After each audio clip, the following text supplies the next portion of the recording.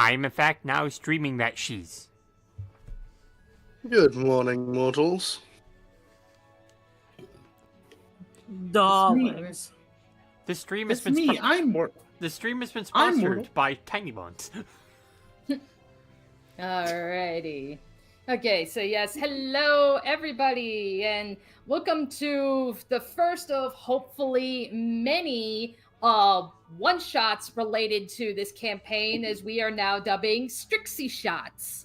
So tonight this is going to be a one-shot, so not repeating after tonight. It's not really meant to affect the storyline of the campaign or anything. This is just more so let's just have some fun in the way that I'm, playing around with some of the planes and such in this campaign. So tonight we're going to be playing around in Kaladesh. So that's where we're going to have some fun. Before we get started properly, I do need to note, so 2 weeks from now, on March 18th, normally this would be when we would be starting year 2. We're actually going to have to push that off to, I shit you not, April 1st, because one of our players is not going to be here. And we kind of need him. Sorry. No, I get it. I mean, vacation, I get it. So that's pretty much, so that's where it is. So after tonight, yep, it'll be about another month before we finally begin year 2 proper. Oh. Tune in next fortnight anyway. There will be some fun things happening. Okay. Oh, we are going to stream that? Yeah, because the creation of characters is pretty intense for Pathfinder. Also, hi everybody. Okay, I'm going to be running something in the future, and it's going to take a couple game times to start up, because it's a whole new system that pretty much everyone here hasn't played before. Well, I've played it. How long ago? God. And it was that's my definitely answer. Before 2020. And there's my answer. Whereas myself and one other player here play every fortnight. Okay. Yeah, I would like to ask. This is, I guess, a question for the rest of you guys that are streaming with us. Do we reckon we could set up a thing where we have like icons that light up when we're talking, because that might be kind of important to actually make sure people don't get confused during that stream, because while it's more noticeable when people are like role-playing a character or talking about a specific character's actions, it's easier to signify who's who in that. But when you're talking about character creation, that might get really confusing for the audience, and I just wanted to ask if that's at all a possibility we could work out. If you're talking about something like, say, maybe Fugi Tech, that works. Yeah, because it's like... All right, cool, Fugi Tech. Yeah, because like, I freely admit, I do not know a lot of those like fancy tricks that people do when it comes to like streaming displays and such. Like, I just know the bare basics. I know it can be done. I just don't know how to do it. Okay, yeah. Let alone, is that something you can do in OBS? Because that's typically what I use. Yes, you can. I think I can show you how to do that. Okay. Yeah, we'll sort that out probably another time. I just wanted to bring that up. Alrighty, so even though we're not going to be playing Strixhaven 2 weeks from now, like Letter said, we're going to start dabbling a little bit in the Pathfinder. Like pretty much like we've always said we wanted to try some other TTRPGs, and yeah, we're finally dipping our toes in, I guess arguably D&D's biggest competitor. Hey, no. It came from D&D. Yeah, it came from 3.5, the most combat-heavy variation of D&D. Yeah, Paizo went and grabbed 3.5 and went, I'm going for a walk. See you guys in Never. And created Pathfinder and Pathfinder 2e. 2e is a lot different. Mm-hmm. You get 3 actions a turn in 2e. Mm-hmm. It's weird. Yes, tune in next fortnight for some character building and mechanics explanations for a different system. And maybe sometime down the road, I might even try and introduce Fate or even Marvel TTRPG. Because I have been enjoying playing that one. I'm so fucking ready for Friday. All right, how do you want to do this? Judge, jury, executioner. You can do that. However, if you kill people, you cease being a hero and can't use karma points. Yeah, so don't kill people. Okay.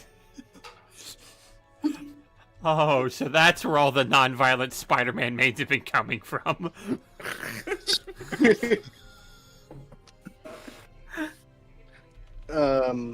Alrighty, so That's all my announcement is that I'm gonna drop kick you all and force you to join in on different systems. that's fine by us.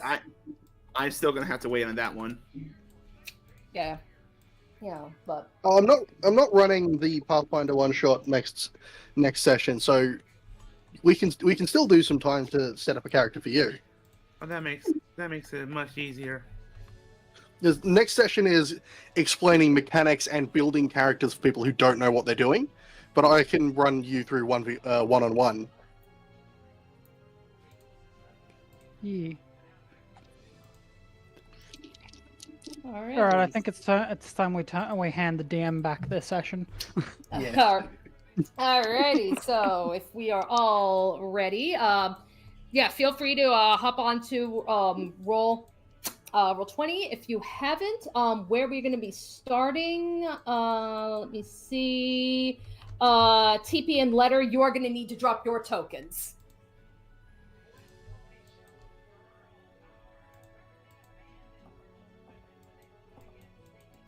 The question is, where do I drop my token? Wherever the fuck you want. All right. On the rooftop, whatevers.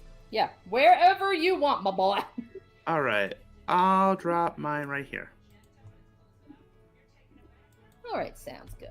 Alrighty, so with that said, all right.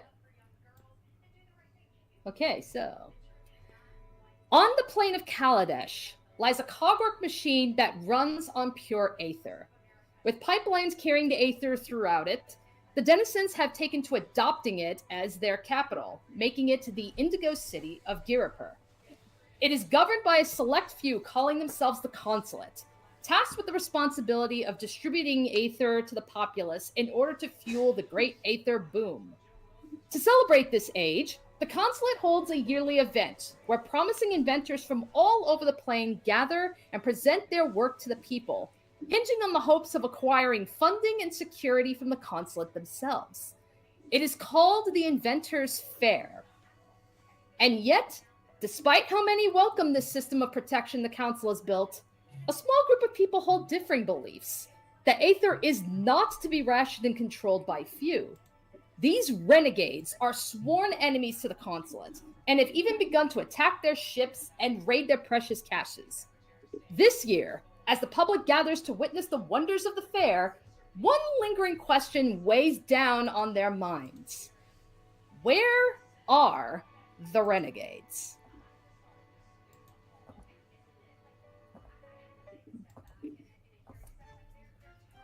Alrighty.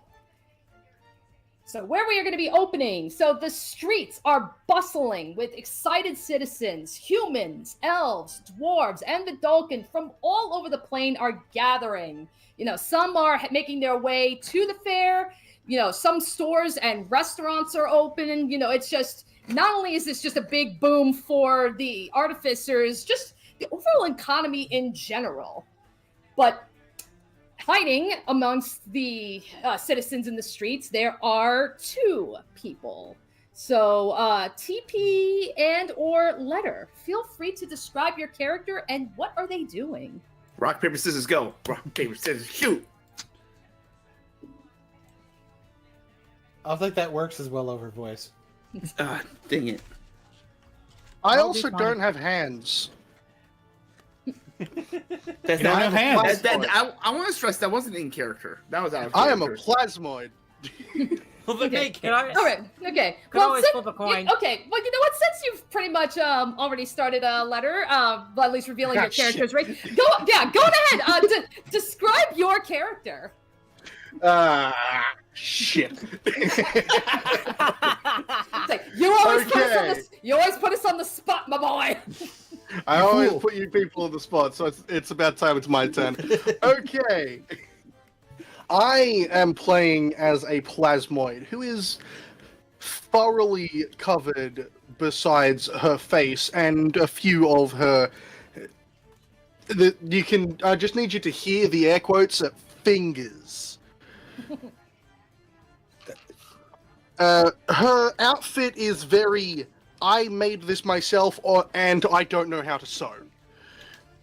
You can see large patches of stitching almost haphazardly put together to make her outfit. Notably, she has a grappling hook on her side and carries a rapier. She doesn't have a waist hilt for it. She simply carries it. Sheath and all. She is wearing a cloth covering on her head, a hood, and I suppose the closest thing I can say here is a turban. She is almost like her face is entirely featureless, save for what look to be two indents for what eyes would be. She is making her way around the fair and just doing her best to not look like she doesn't belong there, because she does belong there. She has lived in this plane for several years and is legally married here. Her wife is back at home. Okay. But today she's here on a job. One of the few times she's actually let someone pay for her services since the incident. Alrighty. Okay, so then I guess in that case, let's move on to TP. Describe Your turn, character. Tweety Bird. Wow. That's not the reference, but okay, let's go with that. So, this dapper-looking fella over here is his name. This is Murdoch. Murdoch is though dressed pretty well. He is he's kind of just, we're just describing the character, not where they are, right? Yeah, just like describing, and then what is it that they're doing right now? All right, so this is Murdoch. He's a very I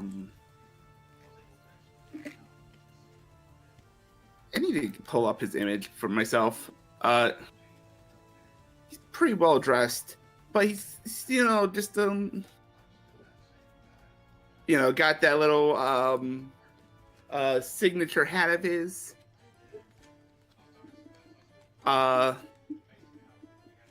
Those who know him could probably recognize him based just on his hat, honestly.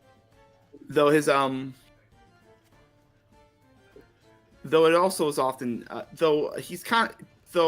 despite wanting to be a little bright sometimes, he's very sneaky. It's clear to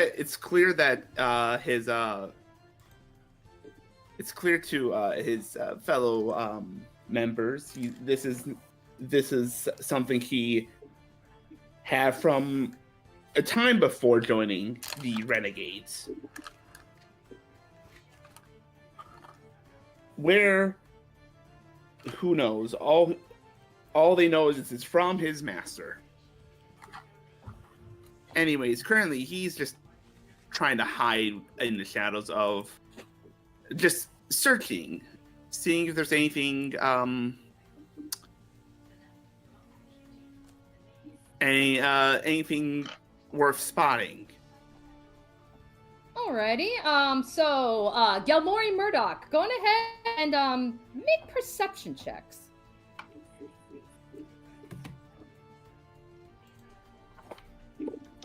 Perception. That's my best stat. All right. What is my Actually, what is my perception check? Okay. So it's so hard to read this sometimes. 18. 18. Okay.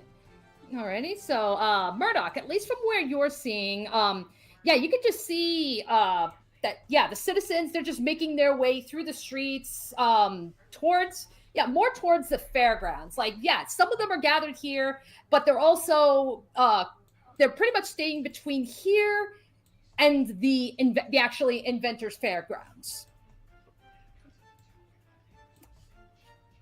Or Okay, so now, Del Mori, would you like to make perception?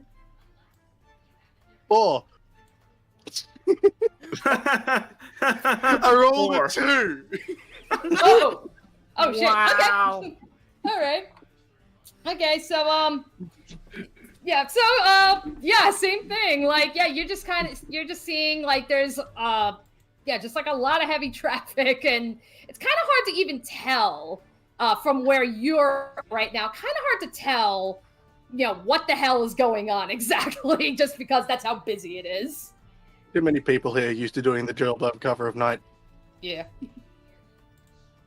All right, so yeah, all right, so what will you two like to do?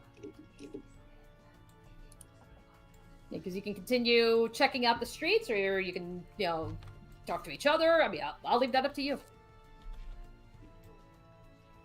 I think if we're gonna try and talk to each other, we'd probably want to get closer, wouldn't we?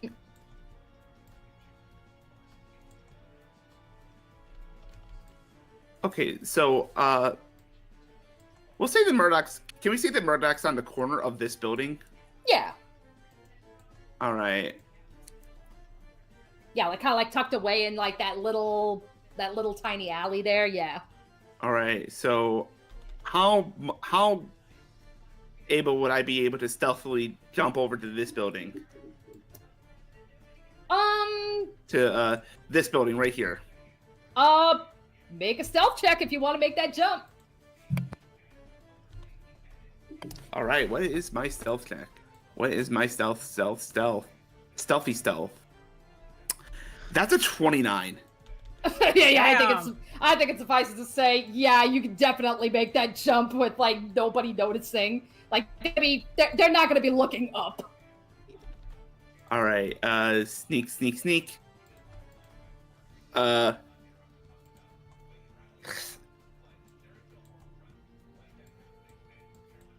right. Notice anything? Del Mori stops. Like, at this point, Del Mori is just in like light chit chat with just a random civilian, and stops at hearing the voice.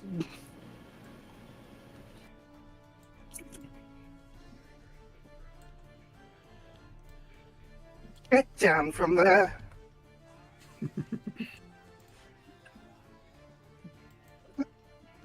You're going to draw attention. Get down.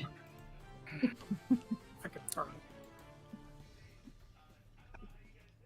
spoke loud enough to hear me. Someone else heard you. Get down from there. Fine. Yeah, you probably just like, you know, like hop your way down. It's clear that there's a hint of respect for the fact that you got up there without someone noticing, but disappointment that you fucking spoke. Like, you had the perfect, a good angle, a good high up angle to look around, and you ruined it by opening your fucking mouth.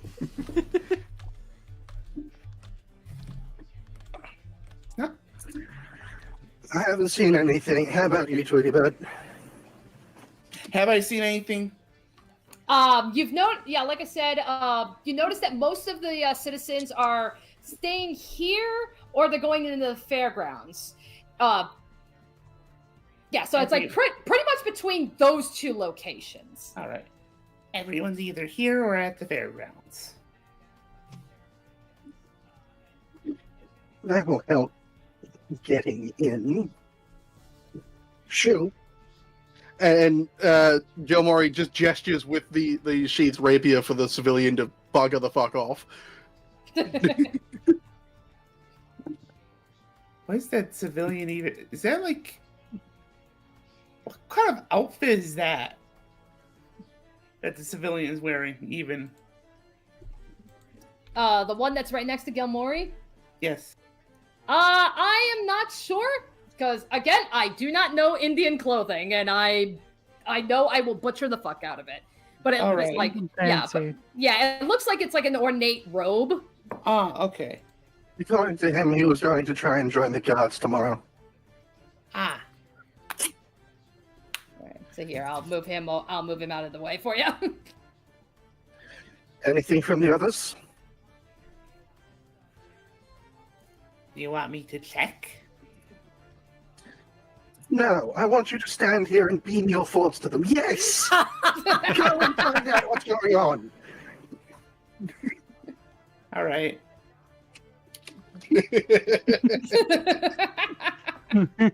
I already like the dynamic between these two.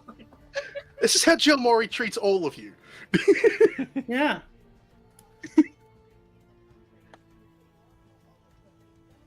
Alright. He just sinks into the shadows. Do I make another stealth check? Yeah, if you want. Yeah, to go into the shadows, yeah. All right. 21. Alright, you successfully slink into the shadows. I was You muted. slink into the shadows, and Jill Mori just starts watching you as you move away. Like I feel like you just walk back into the shadows like Homer Simpson walking into the bush. Yeah. Jill Mori can just still see you. I got a 22 on perception to see your ass. I went from rolling a 2 to a natural 20. Listen. You were talking to me. It makes sense. It's everyone. Yeah, It's everyone else. If I didn't roll, you would have beaten. You just beat my passive perception, though. So Yelmori had to try and keep track of you just in case you stayed here and didn't do what you were told. I'm gonna. Which direction would everyone else be? Fairgrounds? You can choose. You can either go into the fairgrounds, or you can go into the or you can go to the consulate workshop. Let's start with going to the fairground. To the fairgrounds. Okay. Alrighty, let me just pull it up. Alrighty. There we go. All right. Alrighty, so feel free to drop your token, Murdoch. As for the fairgrounds itself, so as you can see, multiple stages are set up, displaying various inventions, could be something. Oh, hang on. Oh, okay. It's like, okay, sorry. Yeah, so you see, some of it is science, some of it is perhaps maybe a little bit more natural, some of it is more towards entertainment, vehicles, all different types of things. So, Murdoch, as you're there, I want you to make a perception check. Ooh, perception, my best stat. 24. Alrighty, so as you go there, you kind of make a note. You do happen to notice a familiar face. Loki, describe your character. Also, where is Loki? Drop him. At the stage. I did. Okay. Okay. So, joining in is kind of an oddball, but probably not too odd for the people of seeing an entertainer, is a tiny cat with a giant horn. But the horn is a lot lighter than one would think. Black fur with white patterns on it. Loki may seem out of place. Well, I mean, he is, but he came from an almond path. And currently he's just kind of enjoying the fair, but also is listening very carefully to what's going on. As he also agrees that the power source should be shared with everyone and not controlled. Alrighty, so okay, so in that case, yeah, Loki, feel free to make perception. One is okay.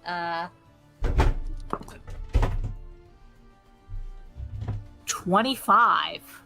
All right, so from where you're stationed, I guess it makes sense for you. You were naturally drawn to the stage that is displaying, it's kind of displaying an orchestra. You know, just like made of like, you know, all these different aether-powered droids, and each of them are playing different instruments. Let me go on ahead and pull up music. So his claim, as far as what is the purpose of his invention, is that what makes his orchestra stand out is that not only is it powered by Aether, but he claims that the music that it's playing is also being produced by Aether. So he didn't write the music or anything. It's all just naturally generated by Aether. And this is what it sounds like. Because I have to do this, because I hate you all. Wait, so are you saying he's an AI, bro? He's kind of creating Aether AI, yeah. Oh, we have to kill him. And we You're gonna kill Heimerdinger? have to kill him. Yep, Heimerdinger has to die. I'm sorry. I need to point out from an angle, these bots kind of look like cat bots, too. I'm actually not sorry. Just Heimerdinger has to die. I mean, Loki's kind of enjoying the music, just, enjoying the fair, while also, Okay. keeping an eye out on things. Alrighty. And then, I'm trying to remember. Remind me what you rolled exactly? You rolled 20 something? Yeah, I rolled... 25. 25. Okay. Alrighty. So, even though you're drawn to this stage, you do notice there's a total of 5 stages. However, you can see that even though they've got the inventions on them and such, right now only 3 of the inventors are here. So you got Heimerdinger, who's kind of running this one, and then over to the east side of the map. You can see that there's 2 artificers, but the stations on the west side, yeah, right now the artificers are not present. Loki finds that odd, and, alright, where did they go? Alrighty, so then, yeah, Murdoch, Loki, what would you like to do? I think Loki's gonna go stroll, because, because he has a feeling probably one of his cohorts are nearby. So probably maybe under this tree. Still just enjoying the fair. I'd like to Alright. sneak my way over there. Alright. All right, so that's a 19. Yeah, I'd For say, yeah, so you managed to, weave your way through without really, getting anybody's attention. Having a plus 11 is funny. I have a plus 11 in my performance. I reiterate, having a plus 11 is funny. Well, you guys get expertise? Yeah, I got Jack of all I- trades and expertise. I know we got a rogue and a bard. I am I well do. aware. Yeah, so yes. He because it's close by. He'll whisper. Notice anything?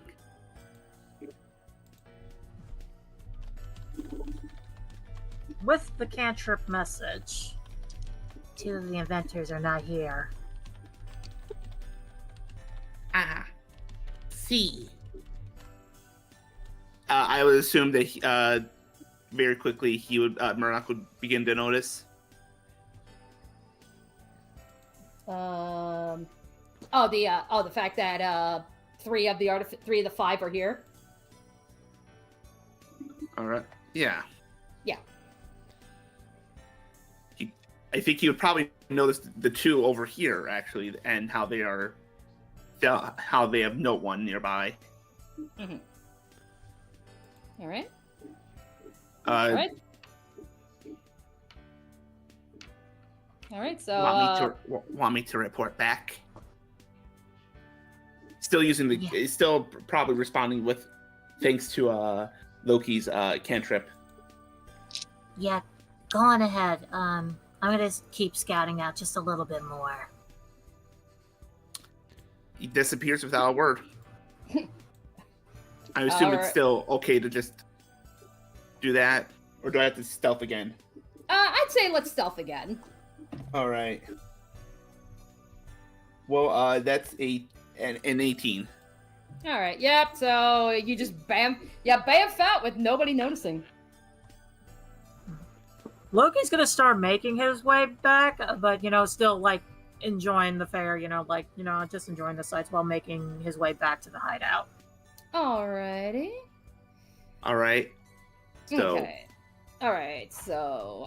Did I also happen to notice that motherfucker that's sitting up there in the corner? Make that perception check.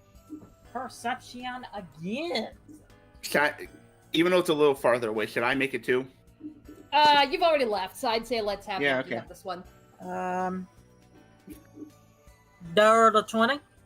Dirty 20. All right, so as you're kind of going around from stage to stage, just kind of checking out, seeing what's around there, you see in between the stage with the orchestra and what appears to be a brand new kind of like a balloon airship style vehicle.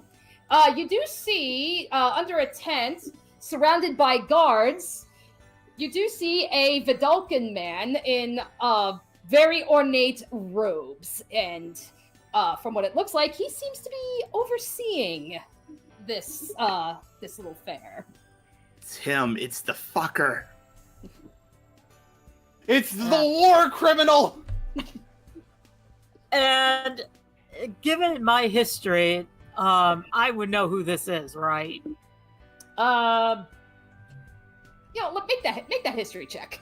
All right, what is my history? All right, history is a +3. Okay. 16. 16. Okay.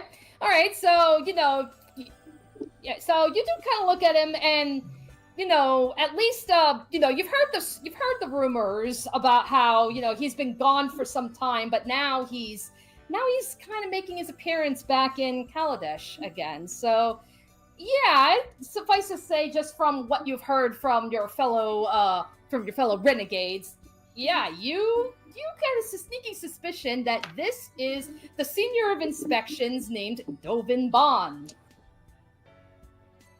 Making a mental note of that, and I am heading straight back to the hideout by still pretending I am enjoying the fair. Alrighty. So then alright, so in that case we'll move on, I guess, to the last area. So Murdoch will have it be as if, okay, you're coming from the fairgrounds, you're going through the streets, so now you're actually making your way towards a workshop. So you can feel free to drop your token outside. Right here? Yeah, wherever. Yeah, somewhere outside. So alrighty. Does it matter where? Outside or just like?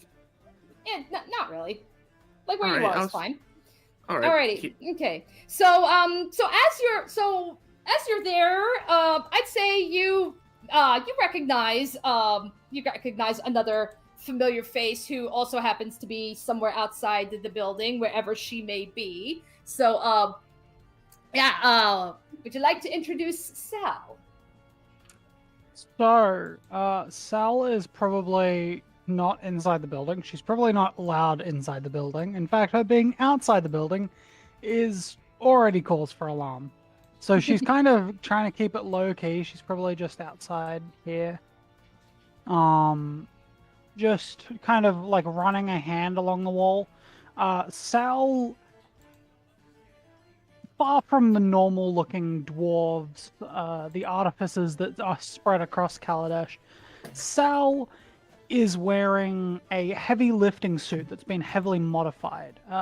It has a notable, what looks to be some combination of Aether and like a V8 engine just strapped to their back and partially inset, giving the sense that it's possibly a part of her at this point.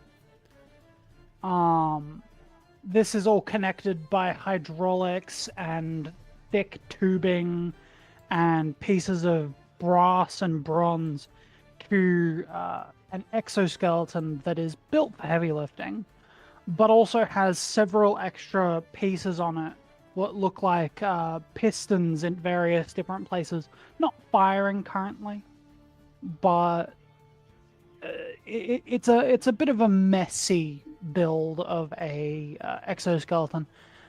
But right now, their welding visor that has various little bits of gear on it is tilted up, and she's looking with kind of, wide eyes, just kind of checking the side of the building, running a hand along it slowly. What looks like a almost childlike gesture to some, to others you'd know that she's actually feeling the slightest imperfections on where she might be able to make a really easy, really big hole.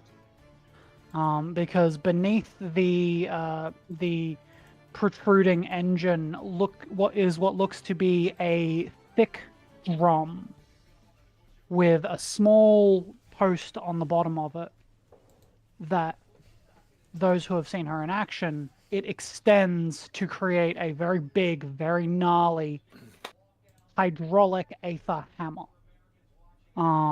But she's just kind of checking for imperfections, and specifically, she makes excellent use of the Kaladesh Dwarf stat block, in that she has artisan's expertise. She has expertise with intelligence history checks related to finding out how architectural construction, including buildings, public works, and massive cogwork structures function. How they are built, where their weak points might be. She's built for this. She was a construction worker. Now she's a different type of construction worker. Alrighty. But she's just running her hand along the wall. Alrighty, so in that case, let's have you do investigation on this one. Investigation? Yeah. I don't know if she's amazing at investigation. No, she's not. You would have advantage, I think. Yeah, it's like you know what? Given your background and stuff, you know what? Yeah, let's have you roll investigation with advantage. Okay, that's a bit better. That's an 18. Okay. All right. So at least from what you can feel, this is quite a sturdy workshop. This is a workshop that is actually consulate sponsored. So naturally, the building is going to be a lot more sturdy. A lot more metalwork being applied here. From what you can see, pretty sturdy all around. As far as possible weaknesses or something, maybe not so much towards the front of the building. Perhaps maybe towards if you see the northern area where I'm pinging, this northern wall here, because there's really there's really nothing against that wall. However, you do also notice that there are some you can see that there's some surveillance thopters that are just kind of maybe they're kind of just fluttering around, as well as two guards. She goes as far as to go almost a straight, do a block to try and avoid them, because she's like she can be stealthy, but she's in broad daylight right now. She's not really got the opportunity, so she's just going to actively try and avoid them, get around the building in various other directions, taking alleyways and whatever. But yeah, so she kind of notes that in her head and continues to look around. She knows somewhere here that weirdo in the rich kid is here somewhere, but not Oh, sure I can where. tell you right now, the rich kid is probably inside the building. Yeah, he's probably inside using his face rather than a stupid tin suit. Alrighty. I mean, Alrighty. Tiny bit of cell. We may overlaying. as well. Yeah, so it's like, yeah, feel free to drop your token in there, Boone. But yeah, before we get to you, Boone, I guess Sal, Burdox, yeah, do you guys want to talk a little bit? Do you sneak up on Sal? It's not the Yes. hardest thing to do, honestly. Their wisdom's not amazing. Anything? Well, at the look of it, they put a lot more work into the front than they do in most public works.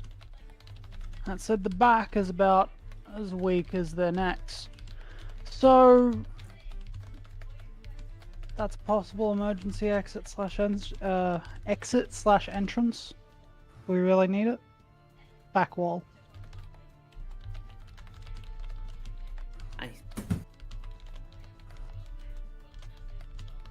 The other one's inside, I think.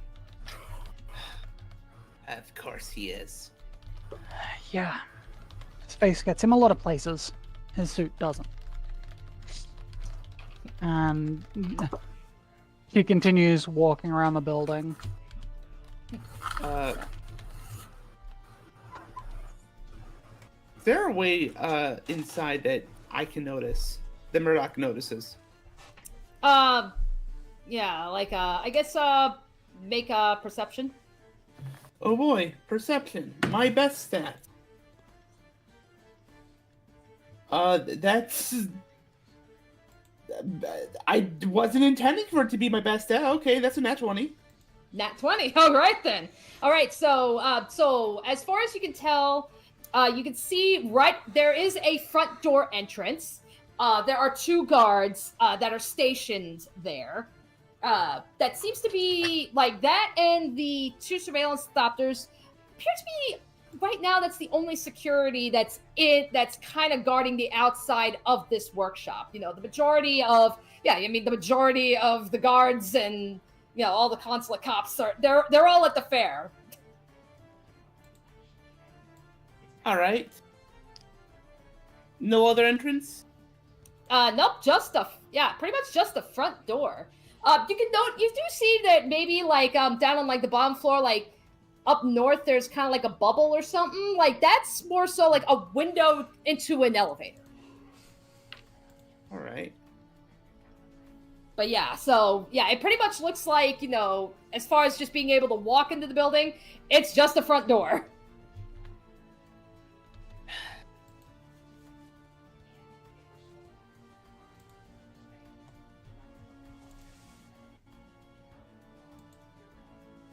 All right.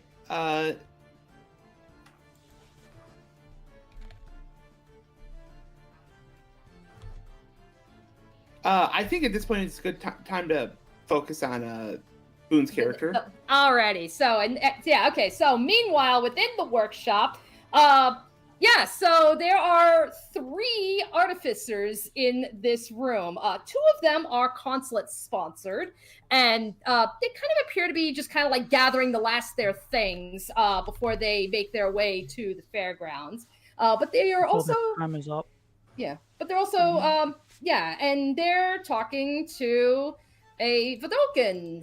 Boone, describe your character. My character is a Vidalcan, an actually pretty short Vidalcan. He's like 4'9".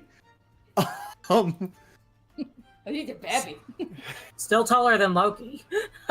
His head is Like- a whole foot of that. No.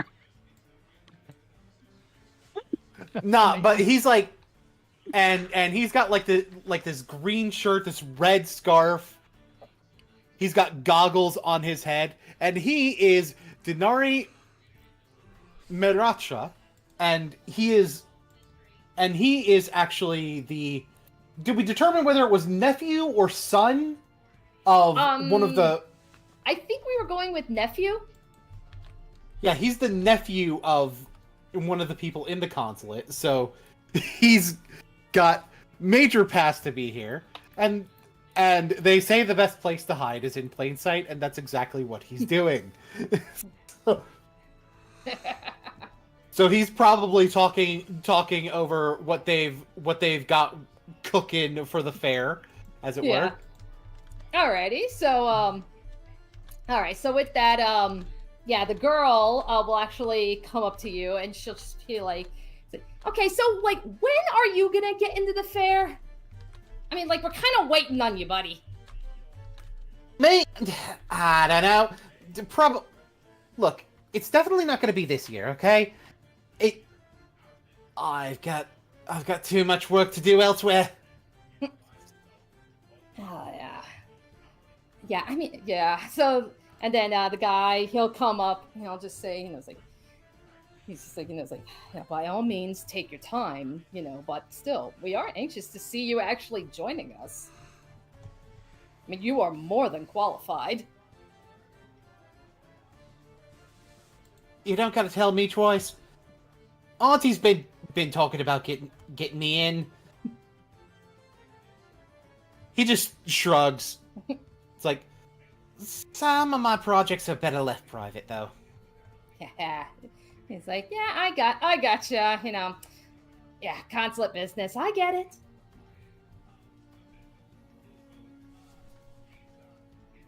Alrighty. Okay, so then with that, they just kind of like gathered the last of their things, and they're like, it's like, okay, all right, so hey, we got to head over to the grounds. We got our presentations we got to make.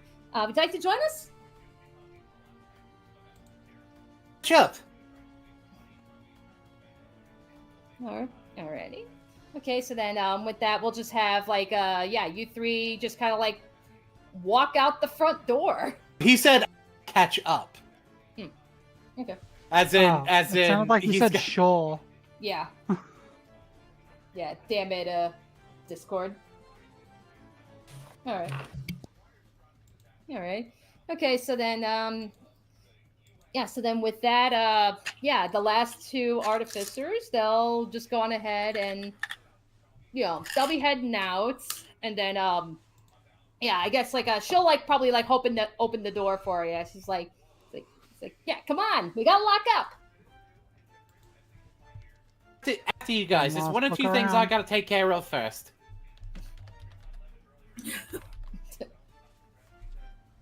Alrighty, and then with that, she'll just turn to the guards and she'll just say, it's like, hey, just make sure, lock up behind him when he leaves, okay? It's like, you know who he is. He's got clearance.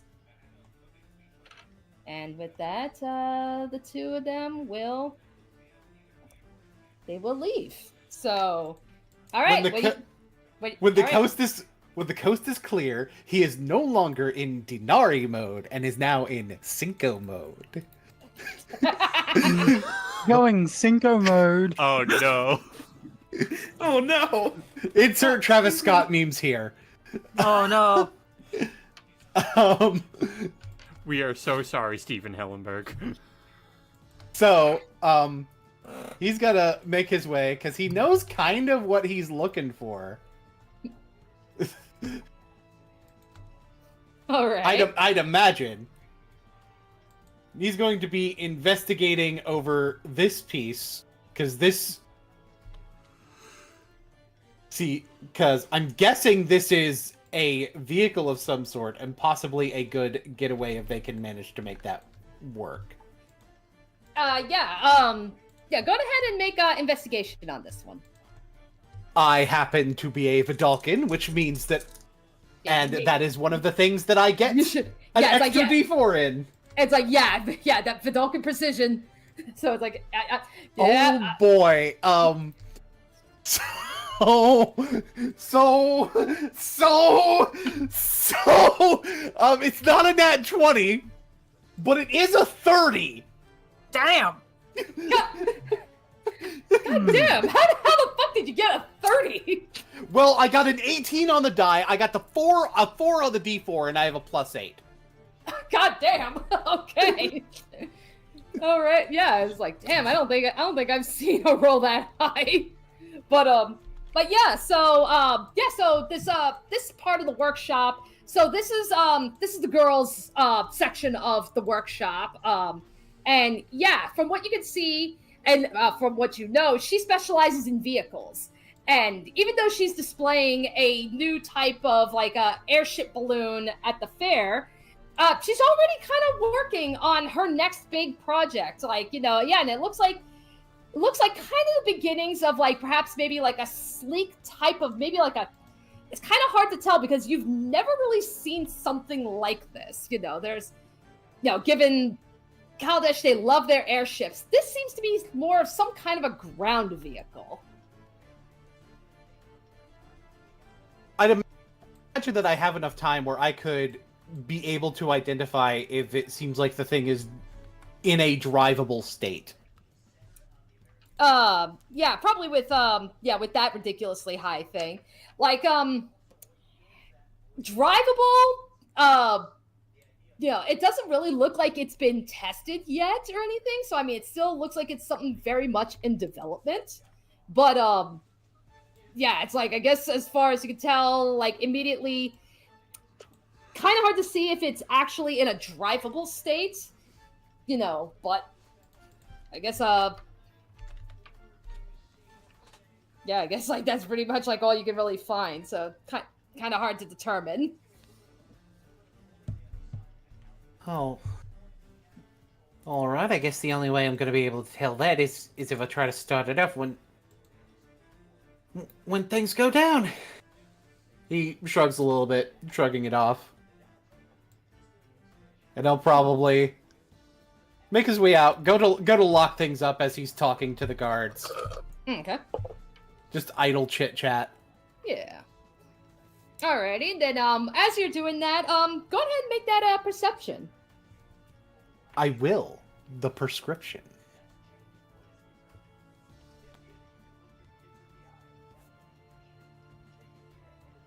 Jesus. Okay, 25. Alrighty, so as you're having your conversation and, locking up behind you and stuff, you do kind of see, like, out of the corner of your eye, you catch a glimpse of Sal and Murdoch. They're just kind of like casing the outside.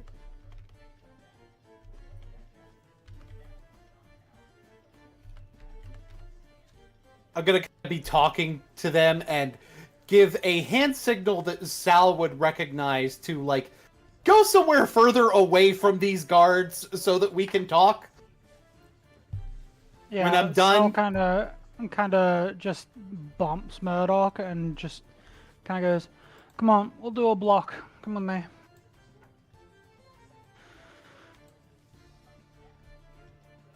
And yeah, Sal kind of just heads off away from the building, All right.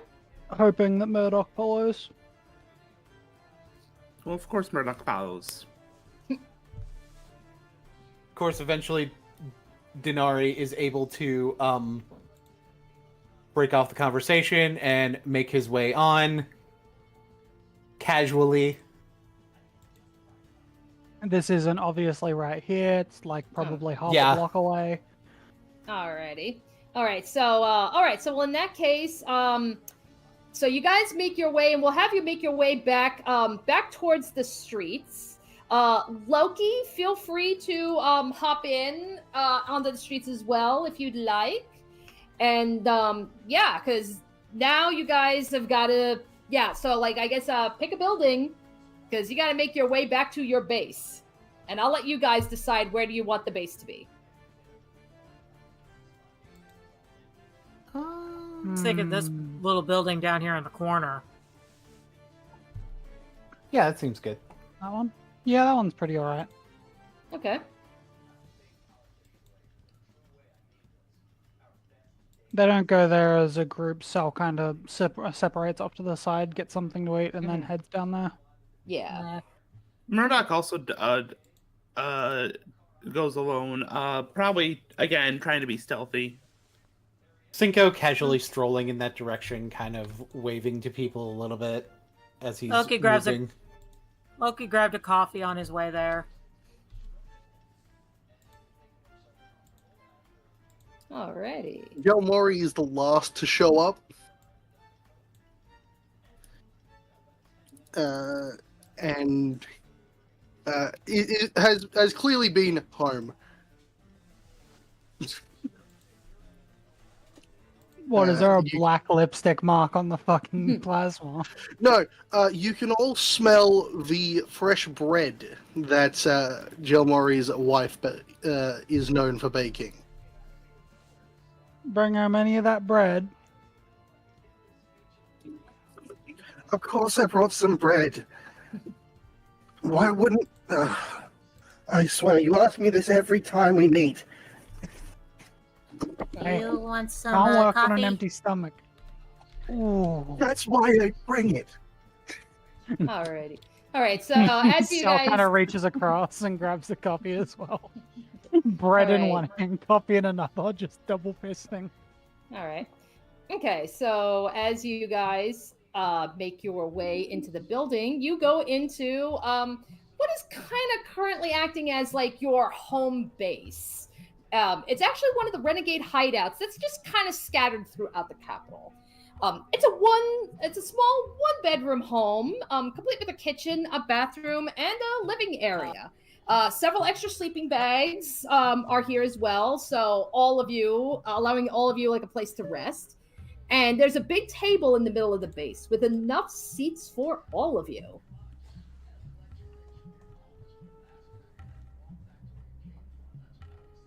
All right, so Sal pulls out a set of blueprints that are obviously outdated. There are parts to the building that have been added since these were made, but they kind of like place it on the table and points at where the back wall was and goes, "Back wall's not as definitive as the front. It's not as well made. It's a bit older than the front facade." You know, that's pretty Be interesting an because easy- that's pretty interesting because there's a prototype vehicle back there. I don't know if Also it can imagine the- actually. I don't know if it can actually transport, but if it can, I mean, I could transport it if it's not too big.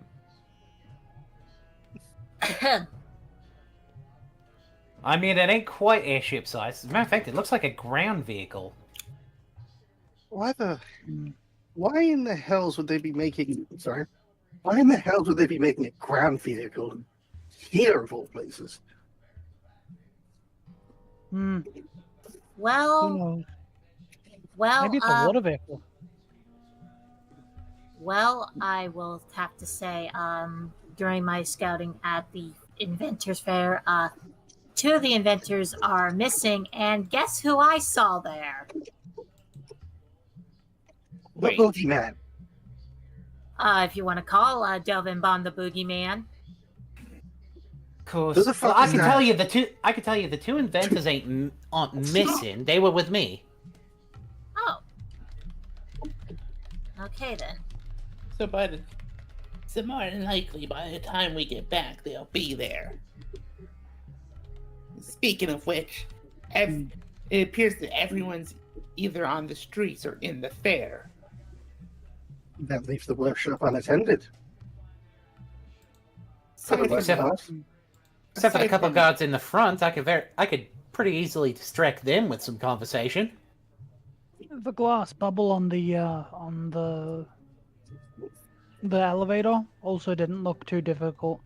That is a different option, though glasses. Well, it's not a problem for everyone, gesturing to Gelmori.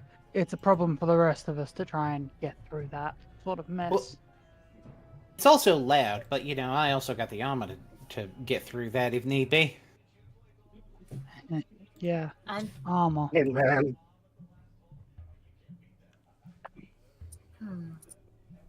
Told you, it's not tin, it's cosmium. Anyway, osmium, alloy garbage. Anyway, Attack. so What are you on about, gasoline? You reek everywhere you go.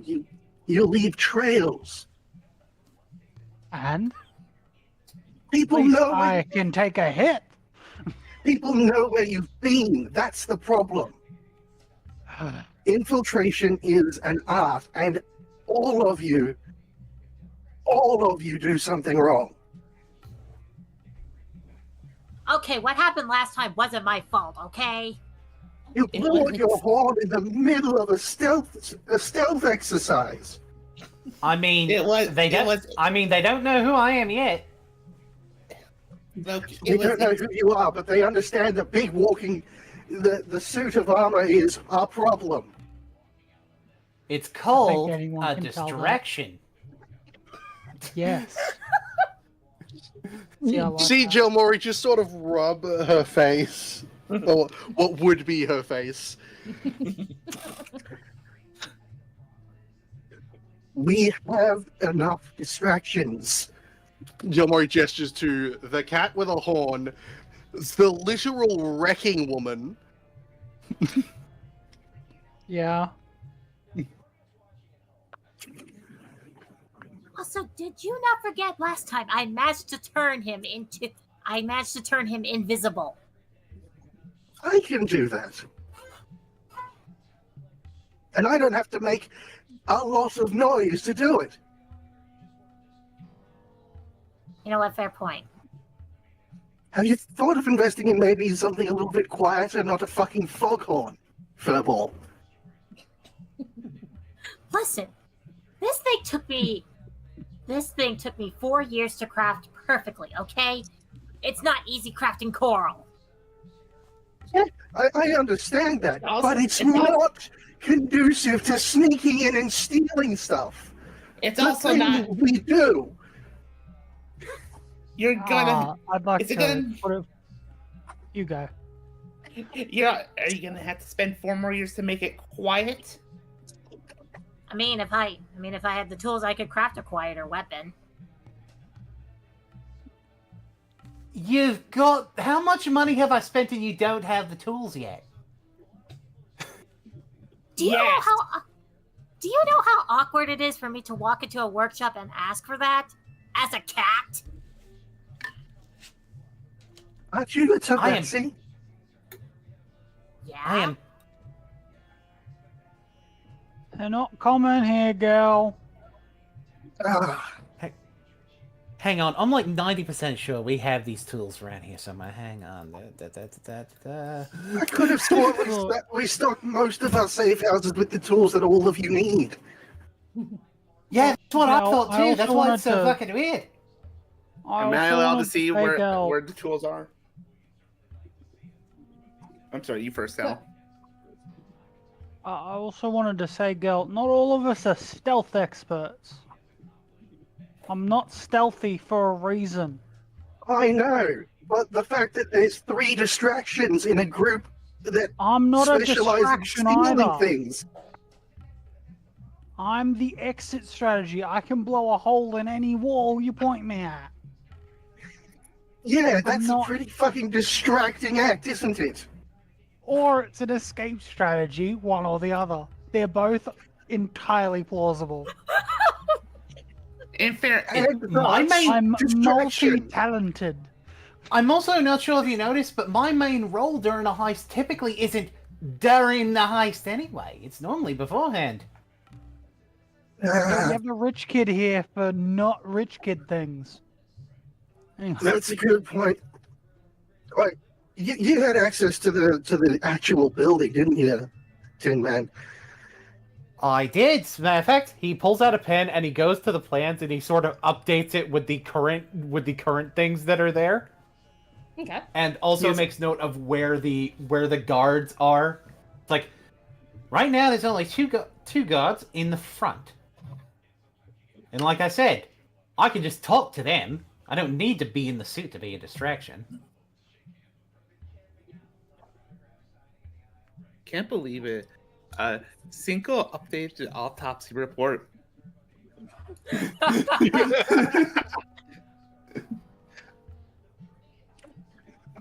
Okay, so when are we going to hit this place? We're going to need to do it quickly and I hope quietly this time.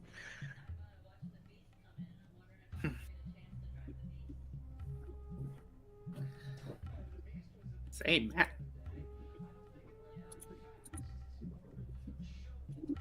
And Gal, look. Yeah. I don't want you thinking that I don't care about your expertise, your thoughts on the matter. I have fixed the coolant leak, okay? I have fixed the leaks that were occurring. They weren't actually on purpose. You smell like diesel. That's not gonna change. I work in a diesel. Like, what do you? You smell like gel. I don't part of smell this. like anything. No, you do kind of smell like gel. Yeah, I think you just can't smell yourself. I do Because you not don't have really have a scent. I do not perspire like you. You don't need to have a smell. Skin smells I like do something. not evaporate either. And that scent is just gel. I know what gel smells like, and you smell like gel.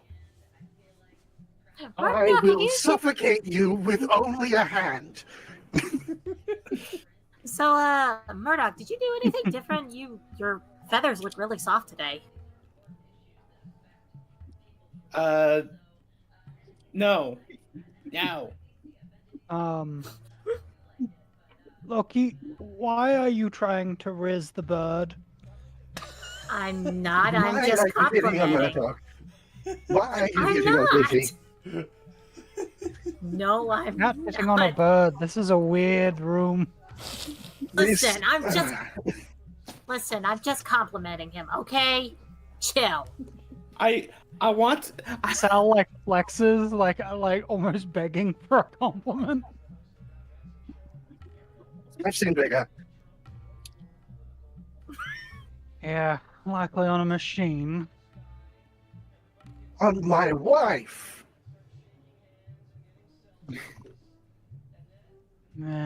Subjective. Not really. Oh They my have more god. than 20 strength? Gilmori is married to a bugbear. Yeah, but more than 20 strength? Physically bigger than you. I mean, yeah, I guess. Bugbears are just bigger. I really wish I could Statement, take not y'all. false. I really wish I could take y'all to Ixalan. Either way, if that cycle, I guess she's building is drivable, I'll definitely know how to drive it. And if it isn't It does- working at the moment, you should be able to get it working, right? Most likely, it doesn't look like it's too complicated of a thing. And if it's not working and you can't fix it, we can simply destroy it and ruin their work. Well, it looks long enough where Sal could pick it up. Do you think it'd be heavy enough to create a hole in the wall? Probably. Create a hole in the wall myself. Why would we use an object when I've got this? And Cell pulls out the hammer, it extends and like starts humming. Because if we can disrupt what the consulate is actually building, we can, cause more of a problem for them. I mean, I might be able to golf swing it into the wall. If we can't use it to escape, that'll work. And if they start restarting the project and she asks for my help getting into it, that might give me a better idea of why. So either we steal or we break this thing along with our actual target. Sounds What like were a we plan. being sent here to steal? I know we're just picking up everything we can, but what are we actually taking? Is there anything in particular we saw? I feel like Denari would know that. Okay, make a history check on that. Sure. I'm good at history. I'm very consistent tonight. That is a 25. Okay. Alrighty. So, just from what you know, so this workshop is there are 3 levels in this workshop. The bottom level, which is where you were at, there's 2 primary areas. Obviously there's the area that's more focused on the construction of vehicles. Outside that, the other area is more focused on like greenhouse technology. Up on the second floor, you can notice that there's 2 areas as well. One is focusing more on creating music and art, and another focuses on prosthetics and medicine. And then the very top floor focuses primarily on the building of weapons and things for construction. Well, most of what we're looking for is on the top floor. That's where the weapons and construction stuff is. Construction equipment again. I'm ready for some more equipment. But also weapons. It's not just construction equipment this time. Yeah, we use the construction equipment to destroy the weapons. Or we could take some of the weapons and make use of them ourselves on the next job. That's true. We can I'm take always the thinking about weapon. myself, sorry. We can take the weapons. I could very well reverse engineer them, and figure out more shit about them, etc., etc. And like I said, we're gonna have to be very careful this time because Dovin Bond is back. Who? Hitlord, who got my people killed, will... Look, honestly, if he is back, I want to have a go, you know? If you have a go, make sure the rest of us can escape first.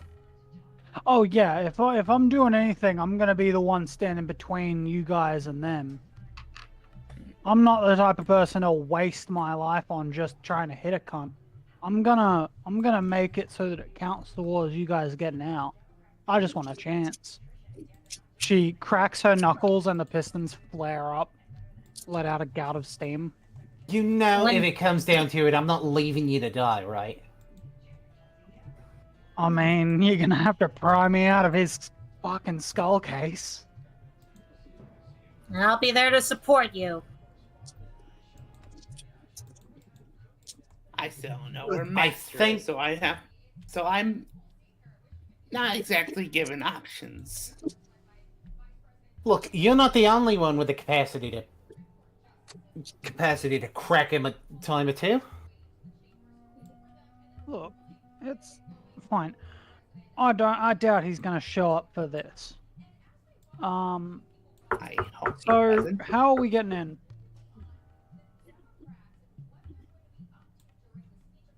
Is there any windows on the upper floors? The only real window we got there is...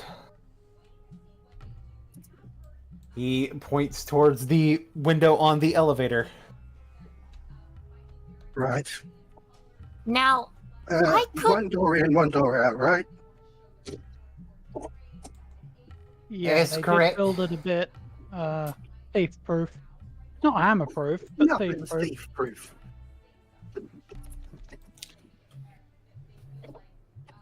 Mm. What's your idea, Furball? correct. What? What's your idea, Furball? All right. Sorry, I cut off from me for a minute. Well, I do have this little spell that lets me heat things up. I could technically melt the glass. Heating up the rim around the glass, make it weaker. Yeah. Hmm. You That need wouldn't to be be able too to loud either. You need to catch it, otherwise it'll smash down. I could probably climb up there and like hold it, and when it heats up enough to detach, I can just take it down with me. Right? That ought to Well, work. it's an elevator. We don't necessarily need to need to do the whole job with it up in the air. Ooh. You need to That get back sounds to the like shop fun. and bring it to the ground floor first. Gee, I wonder who might be able to do that. I was telling you, you should do that. Yeah, so we could, so basically, when we start the job, I could, in theory, already be on the inside. Exactly. Get in, schmooze them up with your rich boy charms, whatever you got. I still don't know how you ended up joining the Renegades. I've already told you, if they're not going to give a fuck about the actual people, then I am. One of the few things I actually get along with him about. That, and every now and then he does have a good suggestion about the suit.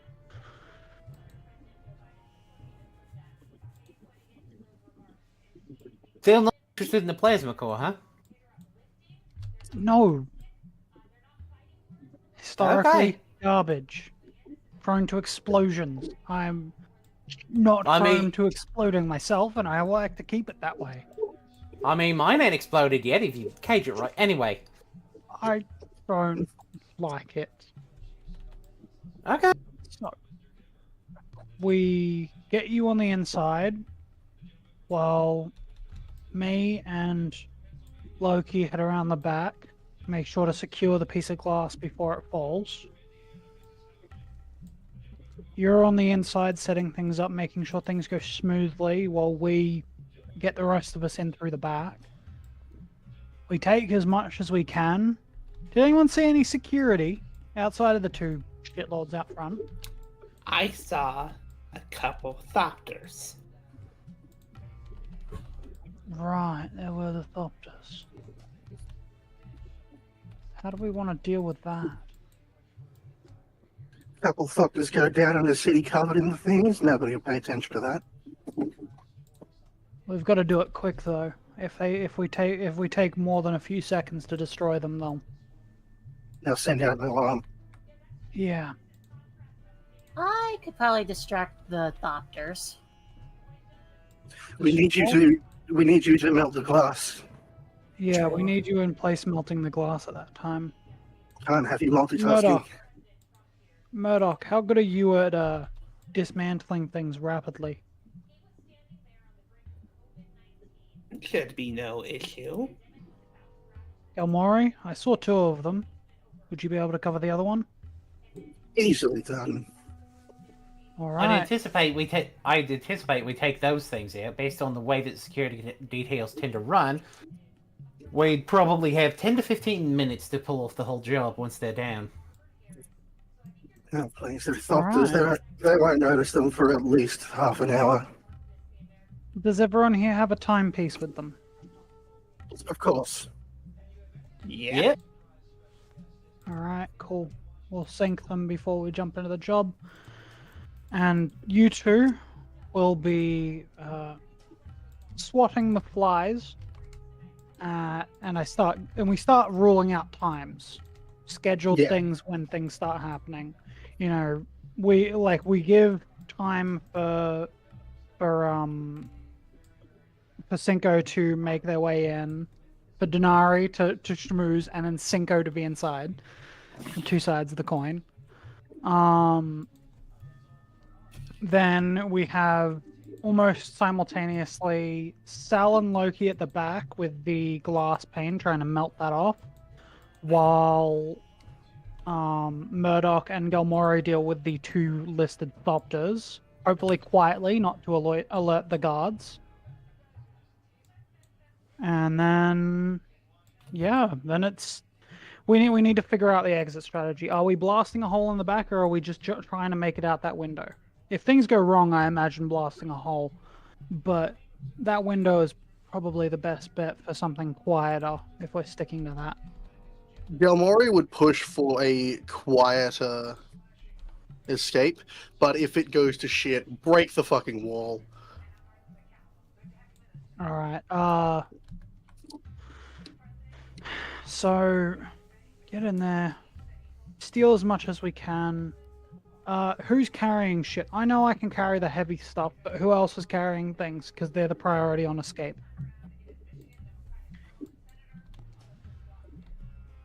I go into volunteers? to my jobs with barely anything on me. I should be able to carry some stuff out. I can. Alright, Galmore is I can also- carrying. I can also carry a couple things.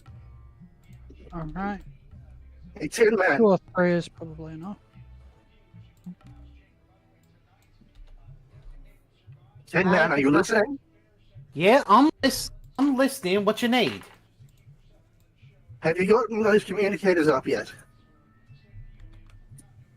Well, in that case, can I go ahead and switch my goggles of night, since I probably won't need them for sending stones? Sure. Yeah. It only takes It only takes an hour to change them. Oh. Yeah. Well, then, yeah, I definitely should be able to. It's like... That is actually the main thing I was working at in the workshop. He pulls out the communicators, aka the sending stones. I think one sticks with you, Denari. It does. Most likely, it'll be better for me to stay behind and cower in fear when you guys make the escape. That Yeah, sounds if like a things good go idea. bad though, don't be afraid to hop in that what did you call it? A Rakshasa? The Gundam, yeah. Yeah. The Tin Man. The Gundam. Oh, it shouldn't be Cosmanium that it's made after. It should be Gundanium. Gundanium. Gundanium. That's so bad. It's plastic is what it is.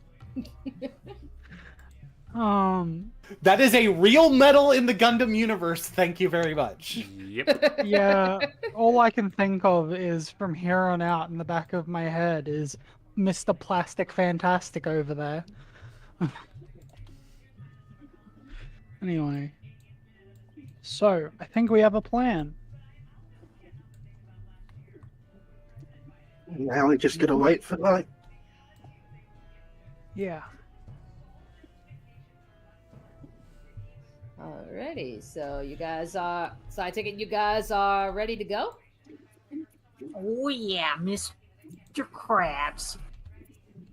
I'm just Alrighty. double checking what certain spells do. Yeah, I just want to make sure you guys ready before we move on to the heist. Yeah. Yeah. I know I'm good. Okay. Definitely wait a minute.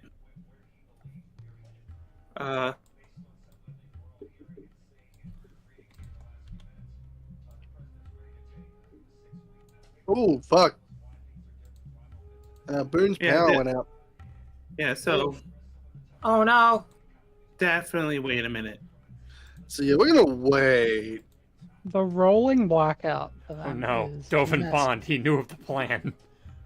Open Barney striking God first. damn it. Consulate cutting the power. God damn it. God fucking Why? damn it. Why are you like this, Consulate? Because I'm Cutting rich funding and to- powerful. Why the fuck else? At the last minute before the session, before the heist, I mean, they cut funding to the Denari part of the consulate.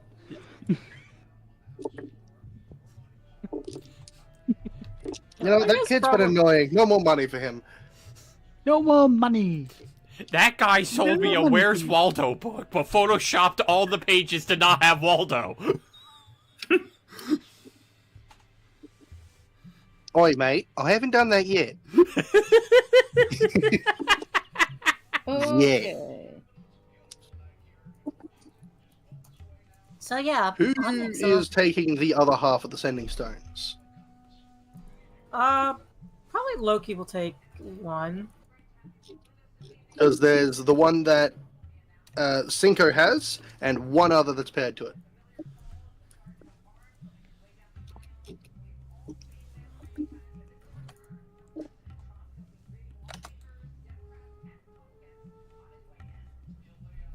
yeah, we're trying to see what's going on with Boone right now, because yeah, apparently, yeah, the power is just plain on. It's just plain out. It's not flickering back on or anything. Ooh. God. Fucking damn it. Okay. Okay, so I think what he's gonna do is he's gonna get on Discord through his phone, so he can at least still do the RPing part. I will control his token. Anything was inside. Welcome to storm season. Right, so yeah, so as soon as he hops back in, we can move on, and then I guess does somebody want to try screen sharing so Boone can watch on Discord, or Easy done. Easy done. Bibbity bubbity. Bibbity boppity, bitch. Boom. oh okay. Ta-da. Alrighty, so all right, so we got that set up. So we're just waiting for him to come back in. Hello? Hello? Hello. Hello? Hey.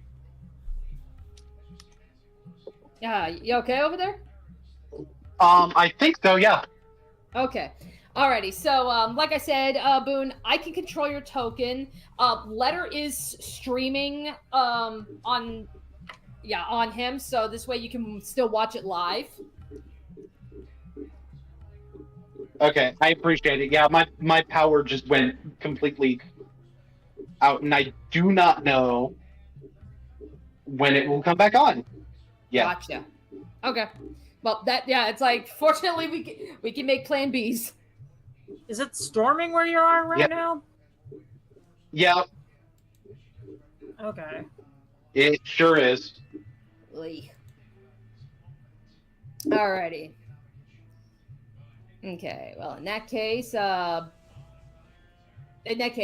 we ready to continue?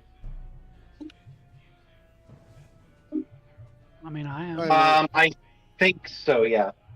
Alrighty, so let's actually begin the heist.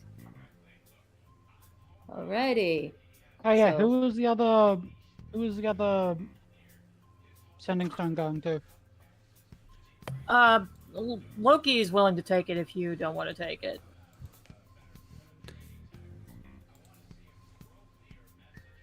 Alright, so I mean, sure, Sal will take it. If All right, you want can take it Sal if you to don't want it. Yeah, you can take it. okay. alrighty, so with that said, yep, feel free to drop your tokens. Okay, where are we dropping? Yeah, like I see we got like around back over here. They're not actually there yet. The doctors need to be taken care of before they can actually move in. okay. Alright, so we got Sal and Loki, they're waiting by the elevator. Okay, so alright, feel free to get started. After considering, Denari should probably be the approaching the front door. Alright. and because Gamori is over on this side taking care of this software, I should probably be on the other side taking care of the other one. Okay. Yes. Yeah. Alrighty, so Denari, you are approaching the front door.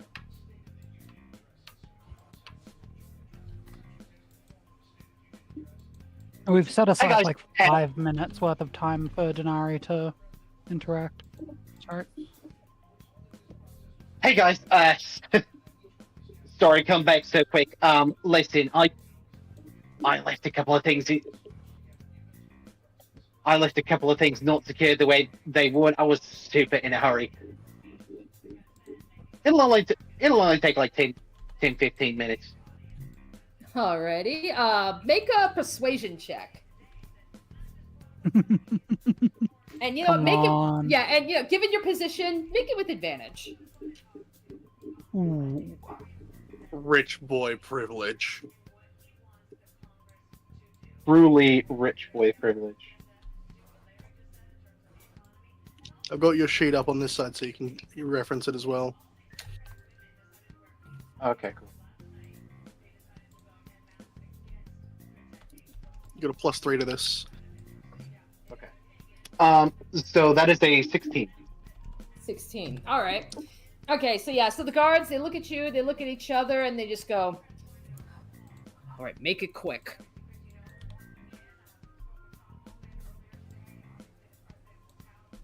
Don't worry, it won't take long. Thanks again. All right, then with that, I'll just bring you inside. And then, yeah, the guards, you walk in, they will close the door behind you. With the door closed, Cinco will go over and make sure that the elevator is on the ground floor. And, yep, all right. All right, so as you approach, you can see, it actually is on the ground floor. No, because the other 3 artificers that were at the fairgrounds already, they're from the upper floors, so they had to come down. Okay. He'll go on the communicator and say, elevator's already on the ground. All right. They're going to use their free response to just go, all right, moving into position. Thorpe should be down in T-minus 30. And that's, timepieces are being checked occasionally, and people will probably move into position to get rid of the Thopters now. All right. Alrighty, so then I guess, Galmurian, I believe this is Galmurian Murdoch. So, what are you going to be doing to tackle the Thopters? Okay, first off, we need to see if the Thopter is going away from, looking away, right? Yeah, so it's Yeah. like, so it's like, so the Thopter, it's just kind of like, it's kind of like how in Strixhaven where, they're like situated in one area and they're just constantly just kind of like scanning the area around them. Okay.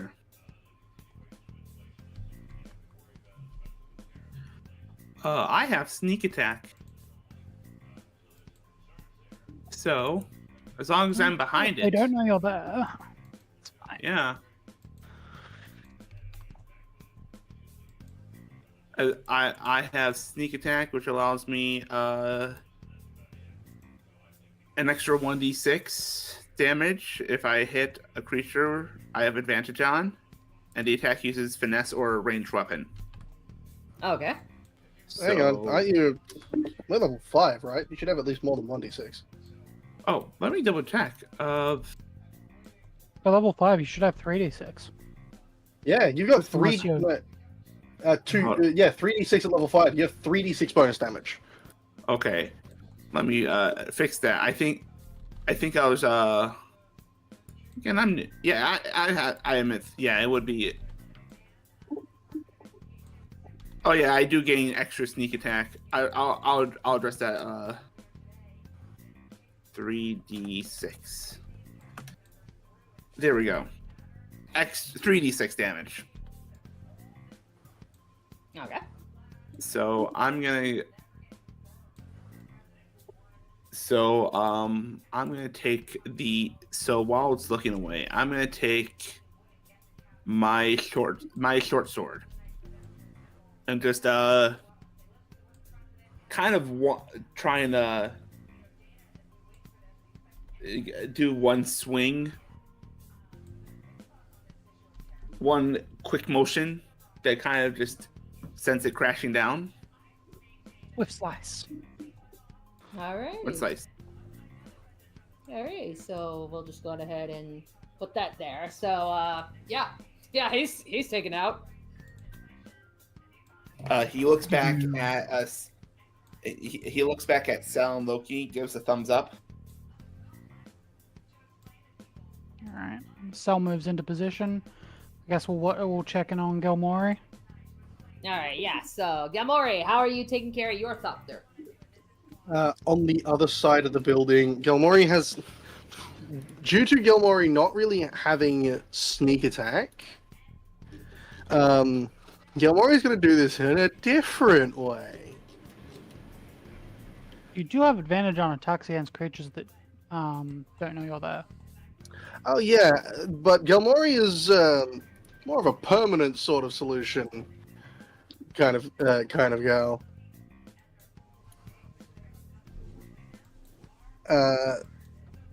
So using my free cast of invisibility, due to having shadow touched, Gilmori's just going to walk up below the Thopter here, and using the teeth of her rapier, she's just going to turn it off. Just gonna turn it off. Yeah. Alright. Alright, And so- then gently catch it and stash it near some scrap nearby, because there's probably some scrap left around. Yeah, so I'll just stick them over here. Yeah, just kind of like against the wall. And then she's going to make her way around the building to meet up with the others. Murdoch's also going Sal to make kind sure. of. Here you go. I was going to say Murdoch also will find some scrap nearby to try and Hide them. Keep Yeah. it. yeah. Sal kind of moves underneath the big piece of glass and like raises their arms up to the bottom of it to make sure that they can catch it, and then they give a nod to Loki. Alright. And with The Loki's holding mask comes down. little special little thing that he can do, climbing walls. And we'll get in position and start casting heat metal on the glass. All right, so you're focusing on your spell, and yeah, Sal Murdoch, you can see that the metal around the metal frame, it starts to glow like red, and Sal being underneath it, you can actually feel the metal like as it's heating up, like kind of starting to like expand. Things are starting to loosen, and you kind of start to begin to finagle. Trying to maneuver the glass bubble, like the window. Let's have you make, I guess, let's have you make a strength check. Strength check. Yeah. Yeah. I do want to say, to help this out, Mhm. I do have a push drag lift of 1,200 pounds. Okay. But I will make the check because this is also about making sure to finagle it. Yeah. I am going to use one of my infusions, Armor of Magical Strength, to add my intelligence modifier to the strength check Okay. to make sure this is as good as it can be. Because this is pretty integral. We don't want this to fuck up. So that'd be just a raw strength check, total of 23. 23. All right. So as you're finagling it, you kind of like move it around, and you actually begin to slowly, but efficiently, you begin pulling the glass away from the frame, and given with your strength, you're able to pull it out, and you're able to catch it, with ease. She's just holding it for a second and like shuffles backwards and like gives a look back and forth to make sure no one's in the way, and just very slowly lowers it. All right. Puts the piece of glass off to the side for a moment. All right. As the glass is coming off, Denari will probably step into the elevator.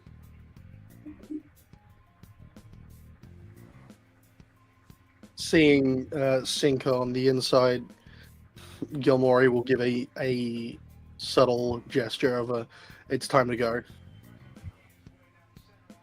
All right, we're all gonna sneak in.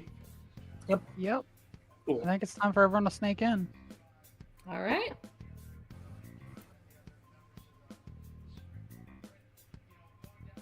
DM, I do need you to move my token. All right. So yeah. So you'll be going into the elevator.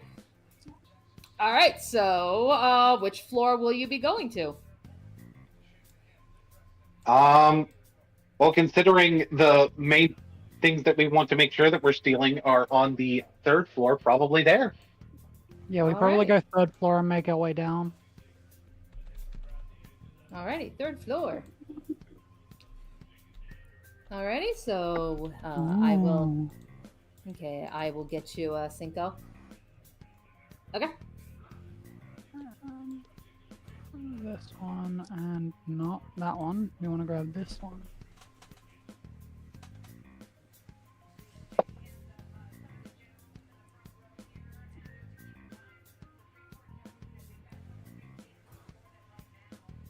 All right. We take it Alright. slow. Alrighty, so. Nice and carefully. Alright, so you guys, yep, feel free to go. Denaria, where do you want? Where do you want me to drop you off? Oh fuck is that? Oh, those are just like holograms. Okay. I can't really see the whole map to know. Oh, sorry, hang on. Here.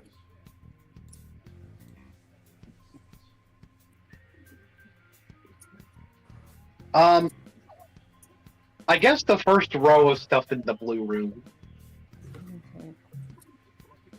Alrighty. Okay, so Yeah. So all right. So as you go in, you do see, you do see a very sturdy metal door.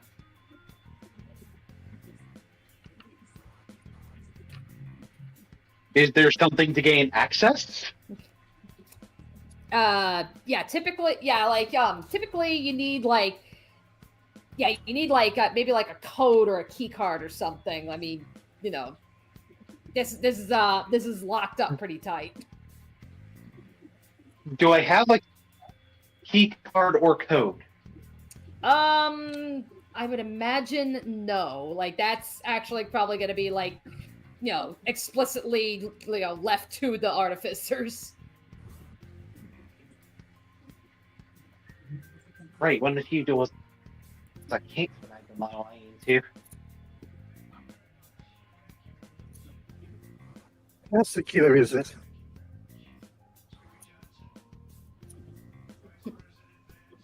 It takes a key card or a code. Do you think it'd be locked from the inside? Like you need a key card to get out?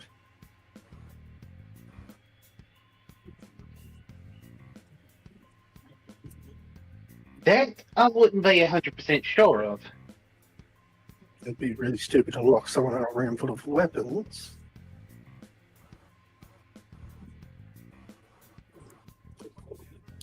Are you gonna do your thing, girl?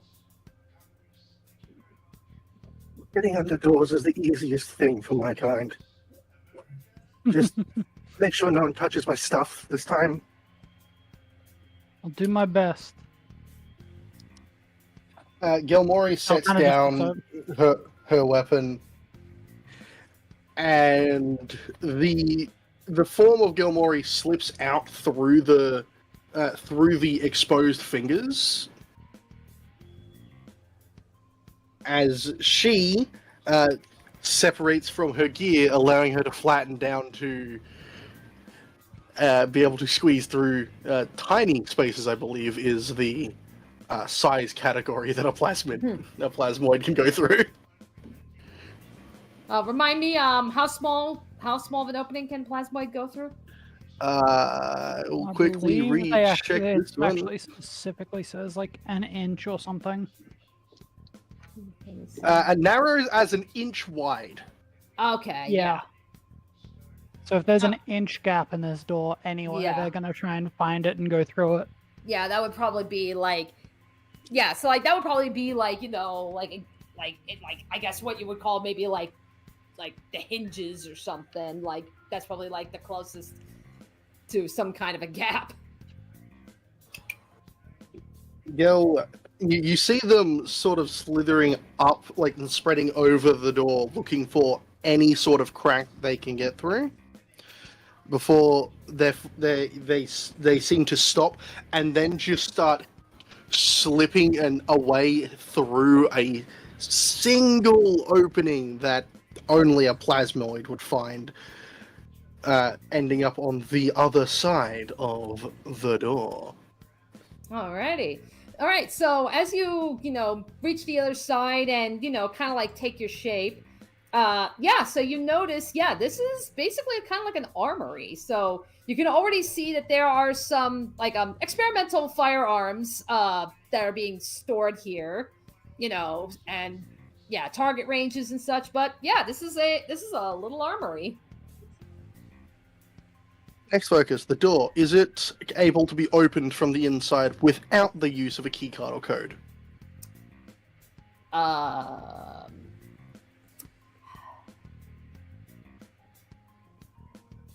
I know, that's where it's like, okay.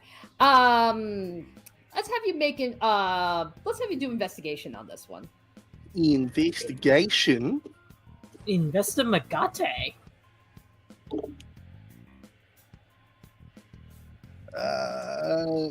That is 22. Okay. Alrighty, so alright, so probably like getting out. It'll probably be like, okay, you can open on the other side, so getting into the room, you need the key card. Getting out, like it's assuming like, oh well, you needed the code or the key card or something to be able to get in, but since you're in, you'll be able to come out. Okay, so Gel will then just open the door for everyone else. Hey, nobody touched your stuff this time. Oh, good. Welcome to the armory. I'm going to get my stuff back on. Because weird. Alright. Gel flattens down and goes back to her gear and puts it back on. Alright. Picking up the rapier last.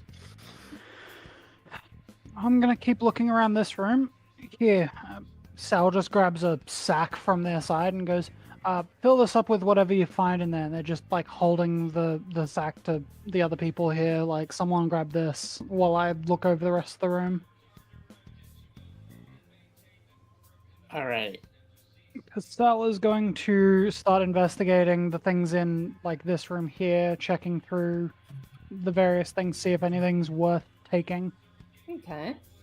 Alrighty. So we'll have you can see that there's just this like giant battery that's being worked on. Obviously with some aether being used as part of an element in its construction. You can kind of see like there's like a little construction table that's got some other little parts and tools, and then you do see like a work desk area as well. I think the battery's probably a bit too big for us to take, so we want to make it malfunction. Can I roll to try and figure out how I might be able to make this thing no longer useful? Sure. Without making it explode. Okay, so let's have this be, I would say, probably intelligence. Possibly a Tinker's Tools check. Yeah. I'm not sure. Yeah, that's what I was about to think. Like Tinkers. Does Tinkers use intelligence? Typically, I believe. Typically, it would. Yeah. Okay. All right. So so either intelligence or if you've got Tinker tools, Tinker check. All right, Tinker check. The piston hands fold back away from her proper hands, and she pulls out a toolkit and starts messing with the side of this battery thing. and I got a 19. All right, so yeah, you're able to break into this battery, and you see the typical elements that are in a battery, like some of like the finer minerals, so like zinc, manganese, carbon, and yeah, you can also see bits of aether that are also being used in the battery. All right. Now, do I reckon I can make this like permanently a bit of a dud? Do I reckon I can ruin this project without making it volatile? I would probably imagine that's probably another tinker thing, because I know because like I see tinkering is typically for repairing, but I don't see why it can't be used for to kind of help dismantle. This is what I do. That's a dirty 20. Dirty 20. All right. So, yep, you begin working on the battery, like taking it apart and figuring out how to make it, how to disable it, make it not function properly. All right. Well, I'm doing that while you guys are. Yeah, what are you guys going to be doing? No, I assume we're just going to be taking anything and everything that isn't nailed down.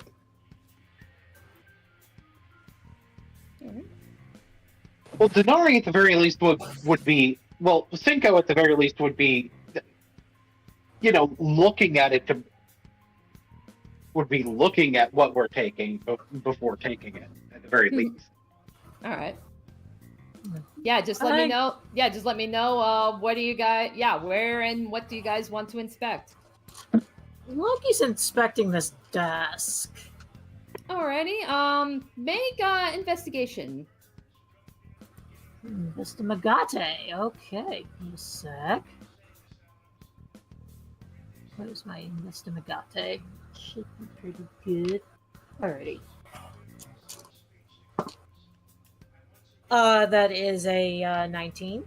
Alrighty, so as you're, kind of rummaging through the drawers and such, not necessarily like any unique items or anything. However, you do see, maybe like kind of like piled on the desk there.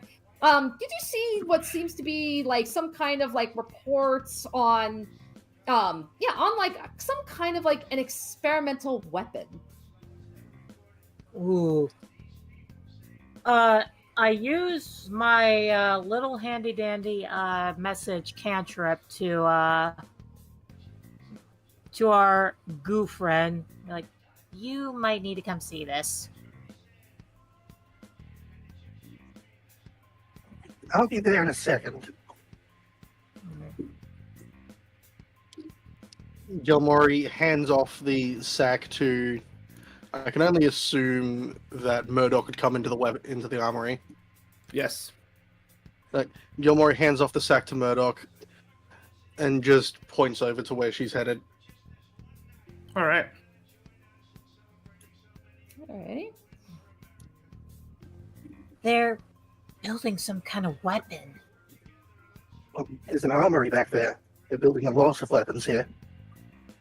Yeah, but this looks like this is like the big weapon.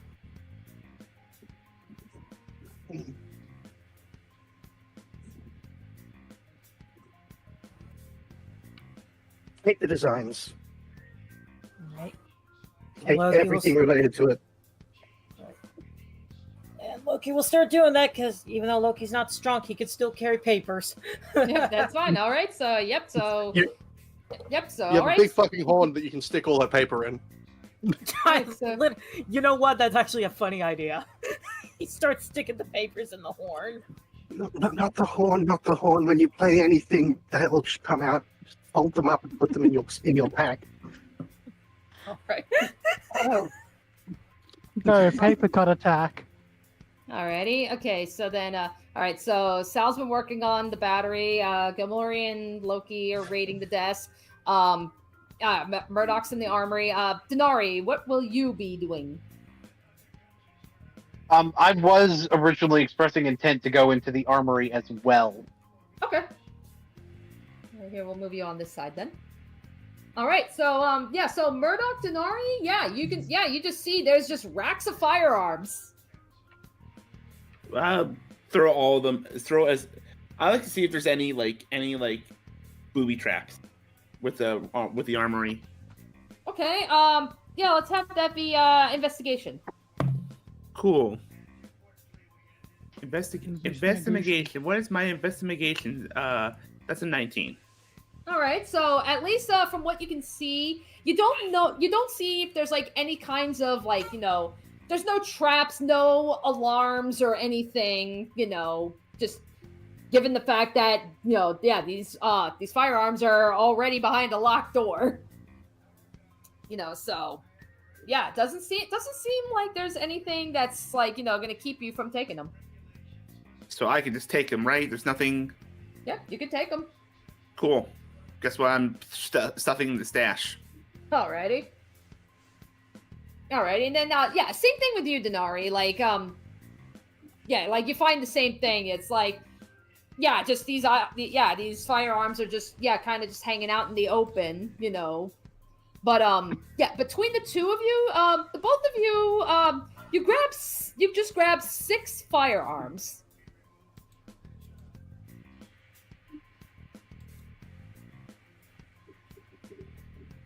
Because I'd imagine part of my thought process is that the firearms are probably the most important thing to take because they are the way that they have an advantage over us.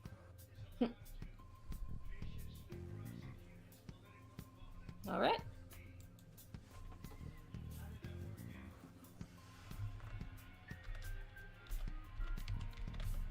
Alrighty. I grab the guns. All right, so you grab the guns. Alrighty, so then, yeah, anywhere else that you guys want, anything else you guys want to check?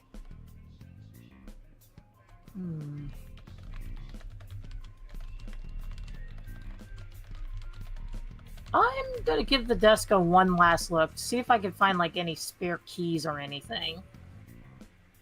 Okay. Yeah, it's like, yeah, so I mean, yeah, I'll just, yeah, so you just go through and, yeah, you don't really see any, like, spare, like, key cards or anything like that, If there were any, the alchemists have them on their person. Alright. You know what, just to be evil, I will take one of their pens. Monster. Yeah, all right. Yep, and you take a pen. It has blue ink. Neat. And I think that'll do it for me. All right. All right. Anything else that you guys want to check?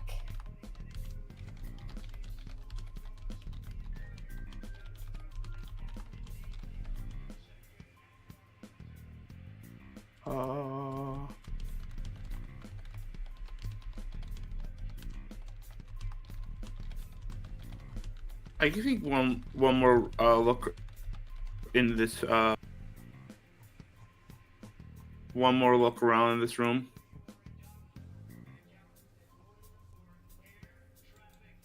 Okay, like in the armory itself? Yes. Okay. Alright, so I guess just do perception, I guess. All right. Perception. My perception is different from my investigation. My prescription is different, but I still got a 19. Okay. So, yeah, so just so you can, you just kind of take like a quick peek, and yeah, you can see that, yeah, not only are there firearms here, yeah, there is also a target range. All right, but there were firearms. Yeah, the ones you took. Yes. The firing range is not going to be super important. So while the door is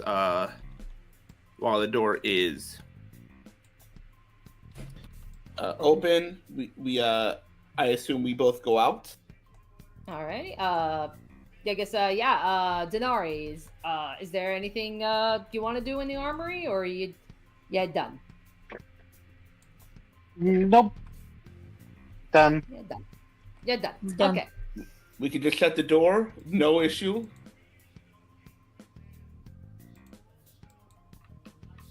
Alrighty. All right. So, with that said, anything else you want to check on this floor? What's this thing? The battery. Actually, wait, this thing. Not Oh, this that's. thing. Oh, okay. Yeah, I was about to say that's the battery that Sal's been working on. Yeah, that's kind of like a little workbench. Is there anything on it? You can take a look. All right. Yep. We're gonna So, look. all right. So yeah, go on ahead and make a investigation on that one. Nat 20? Net 20. Okay. All right. So yeah, so you can see on the workbench, yeah, various little nuts and bolts, construction parts. However, you also notice kind of like tucked away in the corner, you see a flask of alchemist's fire. Ooh. I will take that. I can use that.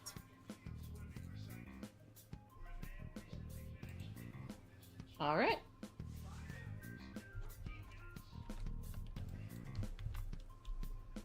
Alrighty. Pretty fire.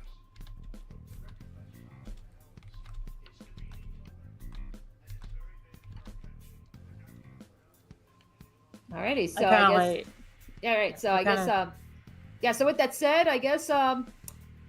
Yeah. Where do you guys want to go now? next floor? All right. So back into the elevator. Back into the elevator. Yeah. Back into the elevator. Alrighty. I found some pretty fire.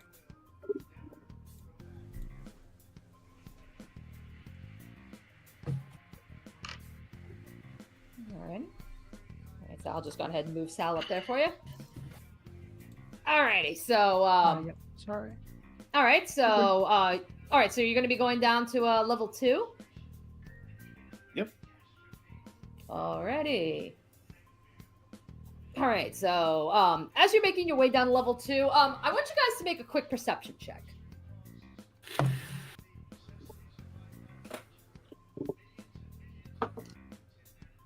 $25. 23.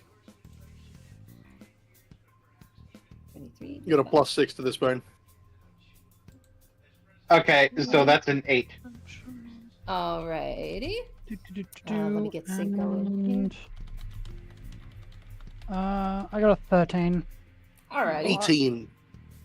Alrighty, so alright, so you guys go down. So yeah, pretty much you hit the elevator button, and as you're going down towards the elevator, those of you that scored higher than like a 15, you kind of hear the sound. You kind of hear the sound like it sounds kind of like a loud like clanging, and then the elevator door closes.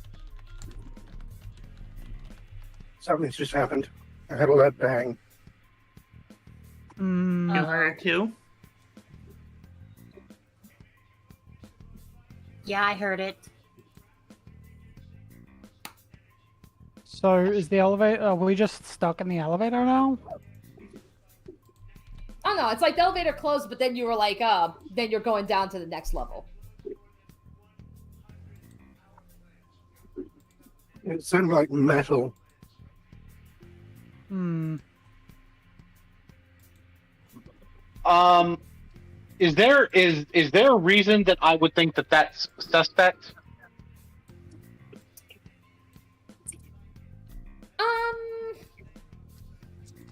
I mean, like, I mean, again, like, it could be, but again, you literally just left like a massive like weapons area, so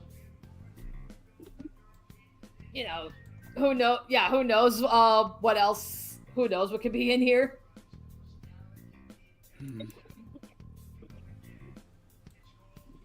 I'm debating if I'm on guard enough to armor up.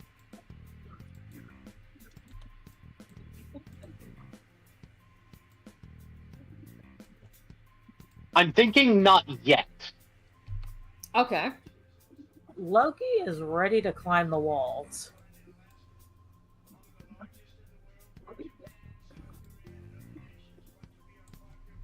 Is there a way Alright. out of the elevator? Yeah, I mean, the elevator just, the door closes, goes down, and opens up. I mean, the elevator is functional. Oh, okay, so All right. Guess we make our way into this room. All right.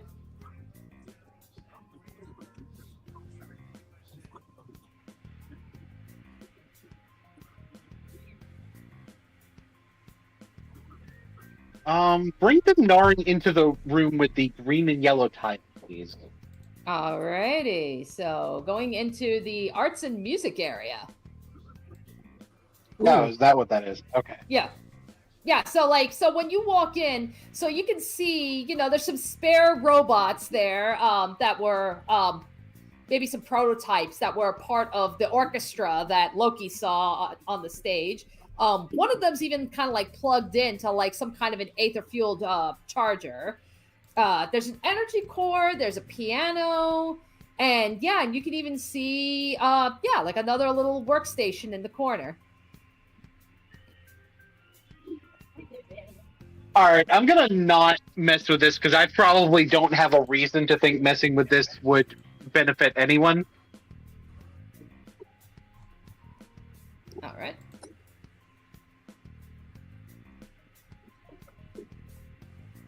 I'll probably go in there and take a look around, though, given I am a musical expertise. Alrighty, so Loki, if you want to do some investigation checks, you can. Alright, investigate. Okay.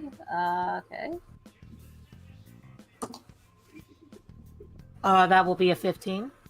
Alrighty, so as you can see, the Aether Charger by the robot, kind of like right here.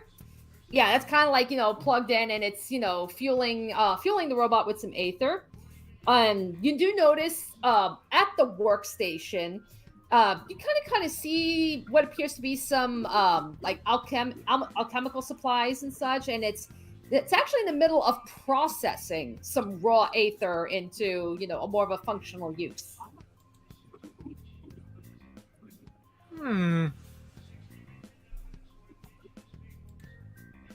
I'm going to, once again, my funny little cantrip. So, you need to come in here and take a look at this. So, was looking at what looks to be like a rack of materials. So, kind of stumbles back over in here. Yeah. What am I looking at? Loki points to the work desk. Check out what they're doing with that ether.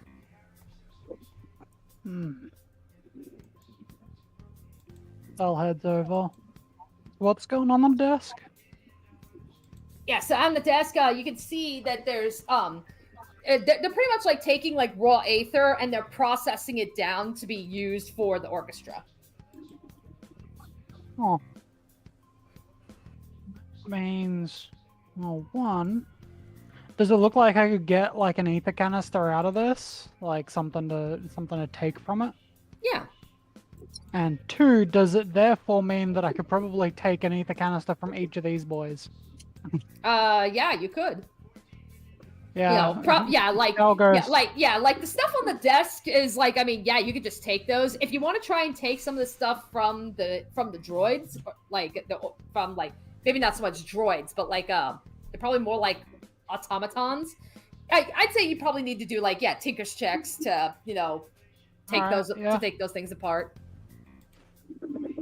But the stuff on the workstation is free game. Yeah, take the stuff on the work desk, shove that in the bag, and sling it over their shoulder, kind of clipping it into the side of their suit, and kind of gives a nod and goes, "Can you run along and get Denari? This would be a lot faster with two heads working." Yeah, sure. And Sal heads over to this one and starts figuring out how to get the cells out of it. Alrighty, so so like I said, Tinker's for that one, and then Natural 20, I don't know, that one's emptied. Okay. Okay. Anyway, I'll bring Denari up here for you.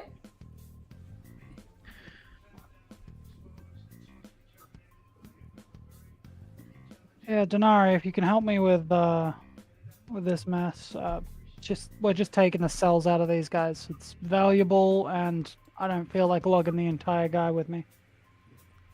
Yeah, sure.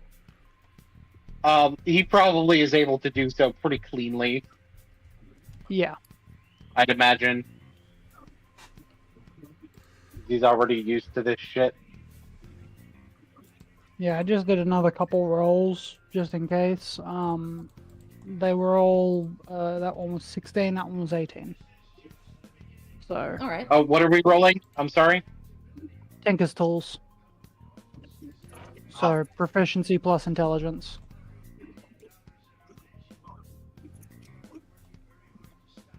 Plus 8. 18 and a 10. All right.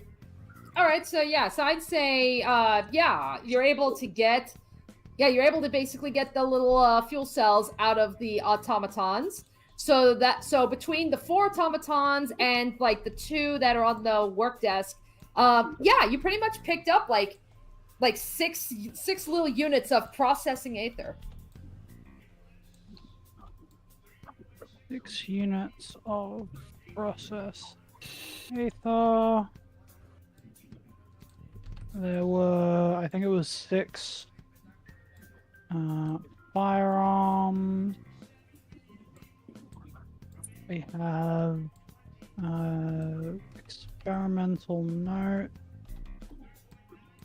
What else do we have? We sabotaged the thing, I'm gonna note that. Sabotaged battery. What else have we nabbed, folks? Loki has taken a pen, and Loki's also grabbed. She also grabbed a flask of alchemist fire. Yeah, he did. And then what appears to be some reports for some kind of a weapon.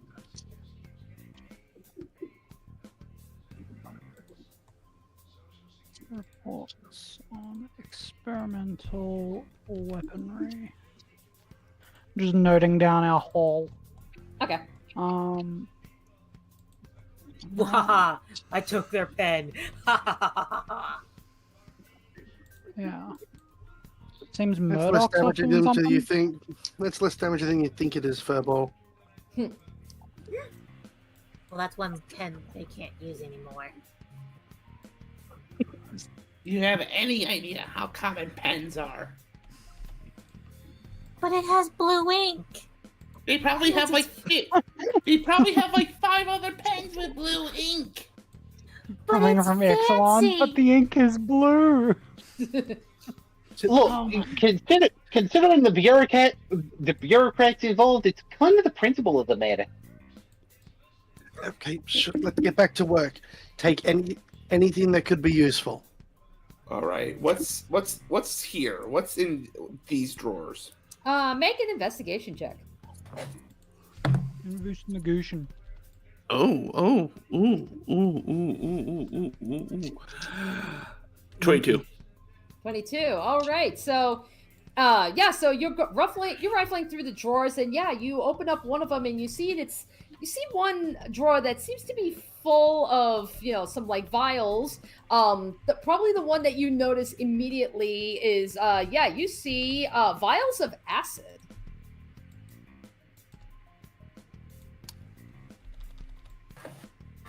Holds it towards Loki. Acid. And takes it.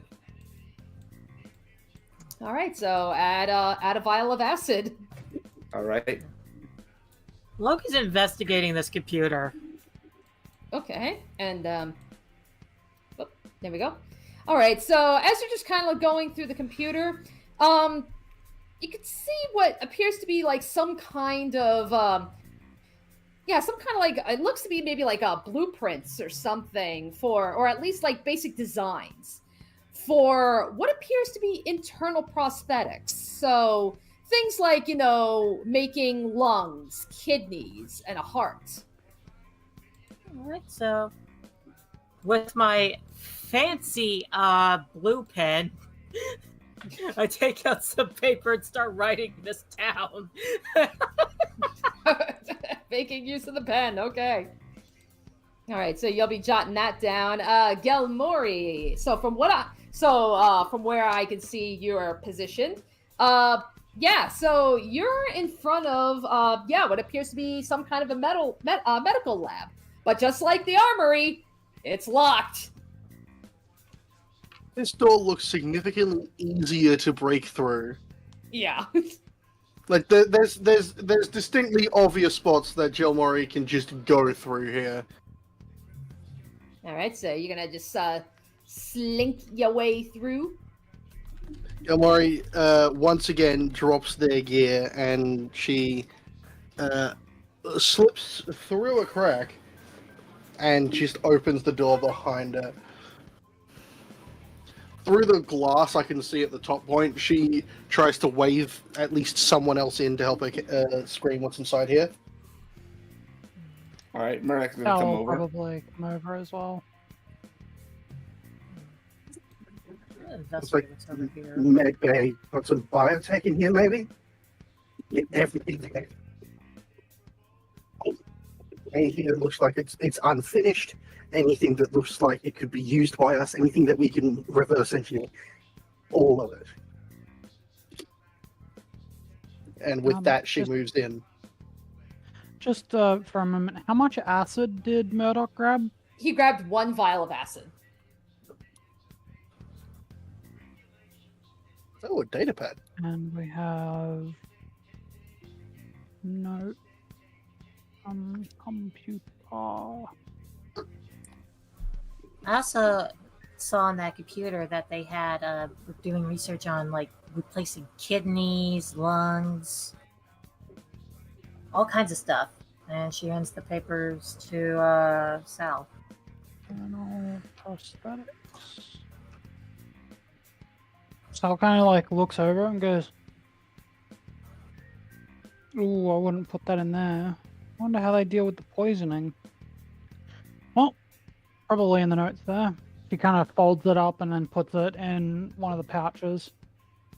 You're a bit more of an expert on the medical stuff than I am. I mean, only a little bit. Only a little bit. Only a little bit. I just know what you shouldn't be in extended contact with. And, well, I'm hoping that they figured out a way to counter the poisoning from that specific metal. And I hope they're not doing live testing yet.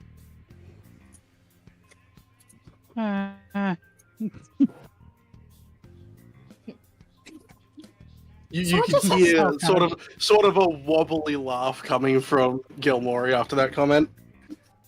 Yeah. By the way, DM, what's Yes. this thing and this thing? Okay, so that appears to be a hazmat suit, and the little crate area is where the hazmat suit will have to be dropped in when after it's been used. Ah, okay. It looks like it'd be too big for me to wear, so. Yeah, nah.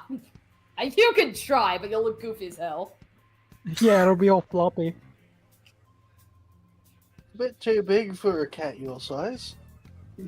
I am quite tiny. So what's on this data pad that I've found up here?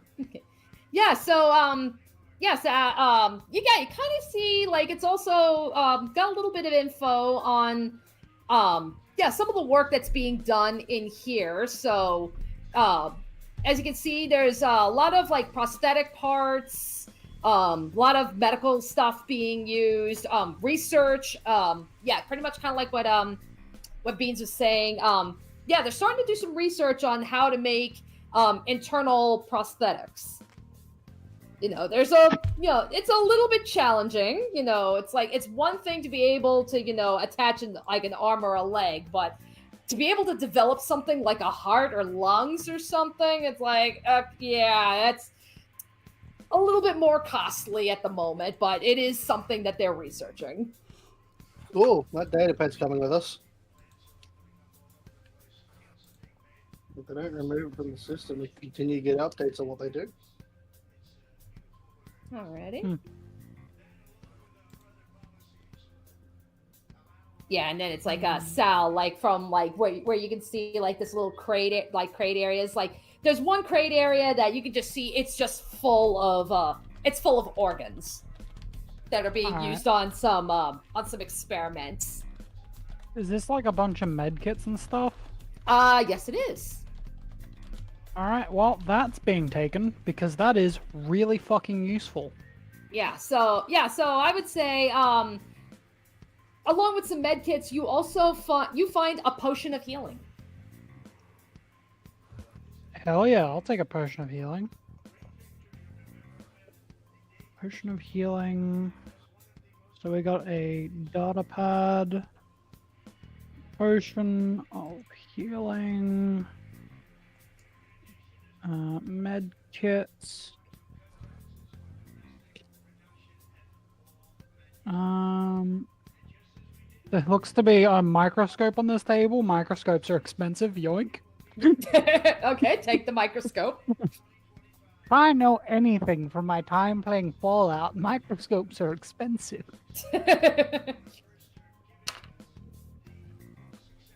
Alrighty. Just take everything that's not nailed down.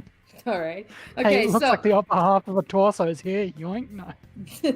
okay, so as Galmori and Sal are just kind of like taking shit in this little laboratory. Murdoch, Loki, Denari, I want you guys to make a perception check. No. 16. 18. 16, 18, and... You muted, Murdoch? Oh, sorry. Oh my... You bird brain! I didn't hear. I didn't hear. Perception. Perception check. Prescription Roll check. Got it. Prescription. 22. Alrighty, so as Galmori and Sal are infiltrating in the lab, the three of you immediately see that the elevator doors close. Oh shit, that means somebody's coming. Okay, so... Uh-oh. Alright, so what would you like to do? So I'd imagine the immediate thought process is to look to Sal and just be like, hostage situation.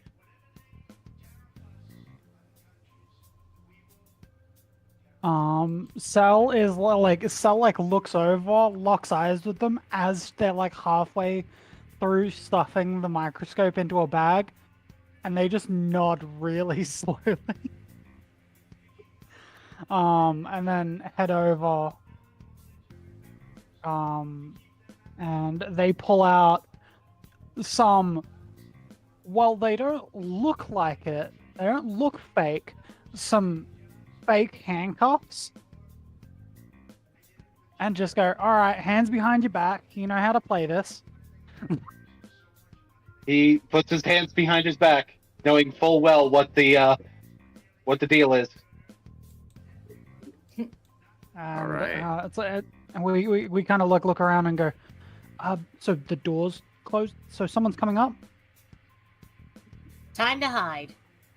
Alright, some of you hide. I'm gonna play hostage situation.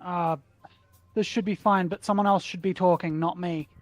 And Sal pulls out the hammer, extends the pole to full length, so it's, you know, like a solid, like, what would that be? Like a solid, like 6 to 8 feet long hammer, like pole arm with a giant, like,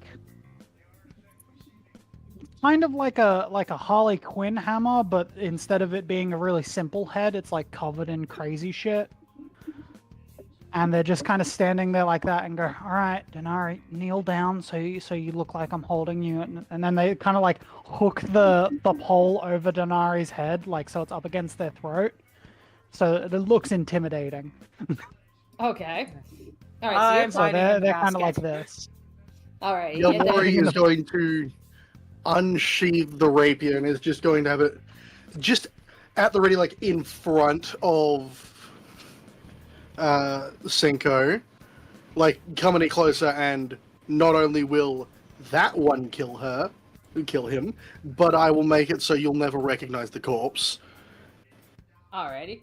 Okay, and then so Loki's hiding in the basket, and Murdoch is hiding behind the computer. Alrighty, cool. Alrighty, so with that said, alright, so as you guys get into position, okay, Galmori, Denari, and Sal, since you're pretty much in front of the elevator, I want you guys to make one last perception check. All right. Perception. 16. That is, what is that? A 19 plus 5, 24. 24, okay. That is a natural 20. Natural 20. All right. Okay. So, yeah. So as you guys get into position, Denari, you're probably the first one to notice this. But you notice that when the elevator closed, it didn't go down. It went up. What the fuck? He looks confused. Oh is it my coming god, back is somebody down? following us? Somebody's following one? us. Did that go up? That went up. Fuck. Close down when Alright. it comes in. We're gonna have to improvise.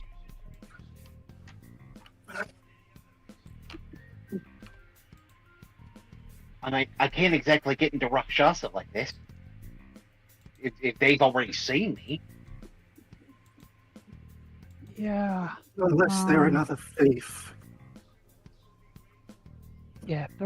We play it by the ear. If they're another thief, we can work with it. If they're not, I don't know. If they're not, I'll handle that one. All right. So yeah. So you see, the elevator had gone up, and now it's coming back down. And as you're standing, you hear a ping, and it stops on your floor. Yep. This is your guys' Brace last chance to in. hide. Yeah. This Somebody is our closer and version the of kid get help. gets it. All right. So yep. So the elevator dings, the door opens, and you see what appears to be some kind of a humanoid construct. What in the fuck is that? That doesn't look right. And then this weird little droid thing, steps forward and locks eyes on you and simply just says, "Identify." Wouldn't you like to know, Weatherbot? I'm going to. I don't know. I think I'm going to play into the hostage taking thing, but also deal with this problem by kind of throwing Denari to the side and then charging this thing. Okay. Oh, 'Cause, Kadari is going to play helpless victim by falling to the side when he's tossed off. Yeah, because they obviously didn't care about approaching during a hostage situation. Like, it was fairly clear. It was fairly clear. This person is aware, is somewhat at least confident in themselves. Unfortunately, we have a wrecker on crew. Fuck them up. All right. All right. Yeah. All right. So Sal will Wop, just Wop, go wop, ahead wop, and wop. throw. Yeah, we'll just So do that whole bit, just casually throwing him aside, and then Sal, what are you gonna do? So they throw them to the side. They're like because Jill they had steps them kind of across. braced. Yeah, they kind of had the hammer hole braced against Denari's like kind of like collarbone.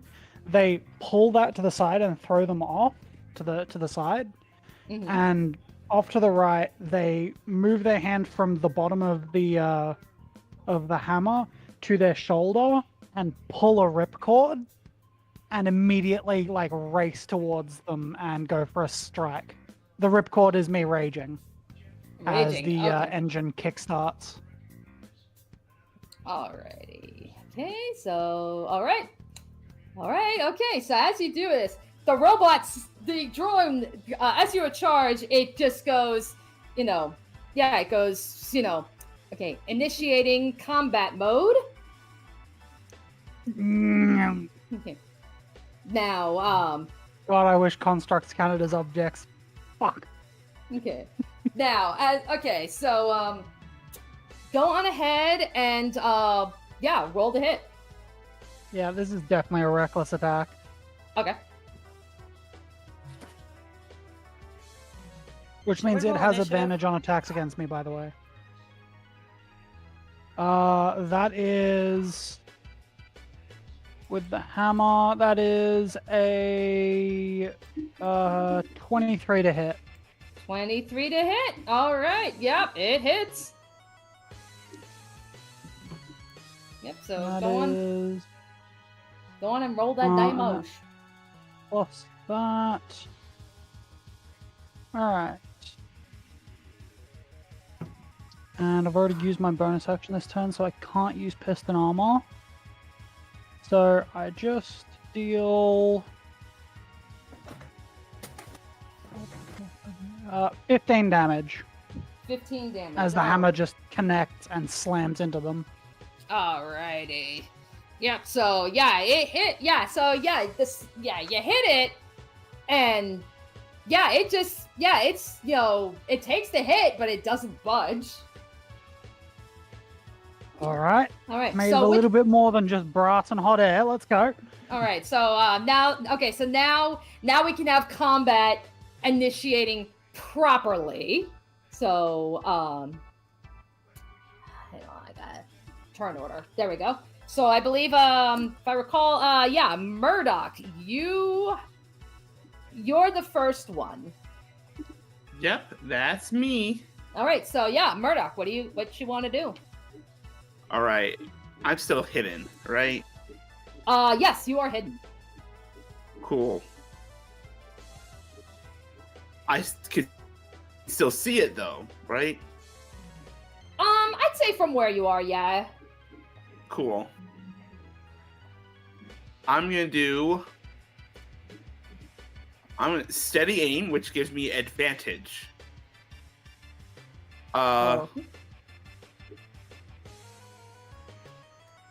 Which means I can't move for the turn.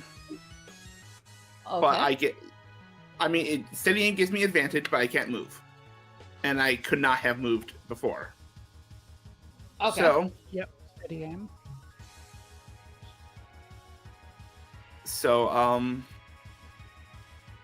I like to fire one of my arrows at this guy. Alrighty.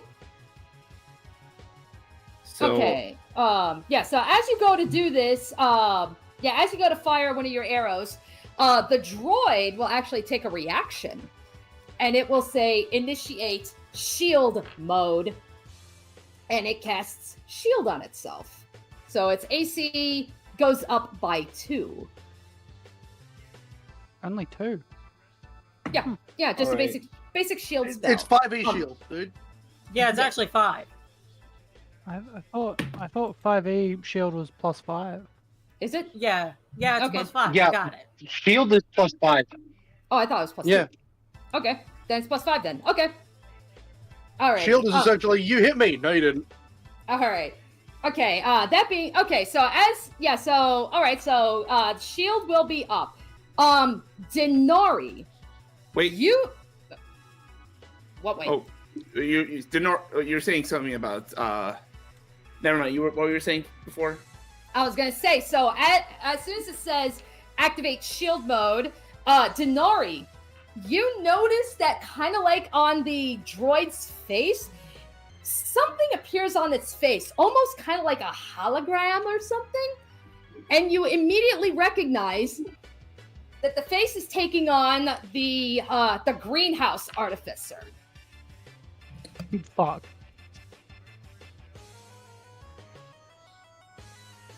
All right, so with that said, roll the hit. All right, just to make sure, when firing an arrow, is just the roll, or is it the roll plus anything else? Dex and proficiency if you're proficient. All right, this is I believe I am proficient, so Yeah. Dex, that's great. So I rolled a 17 on the die, adding everything else up. That's a 25. All Yeah, right. 25. All right. Yeah. Well. All right. Yeah. So that definitely hits, even with the shield up.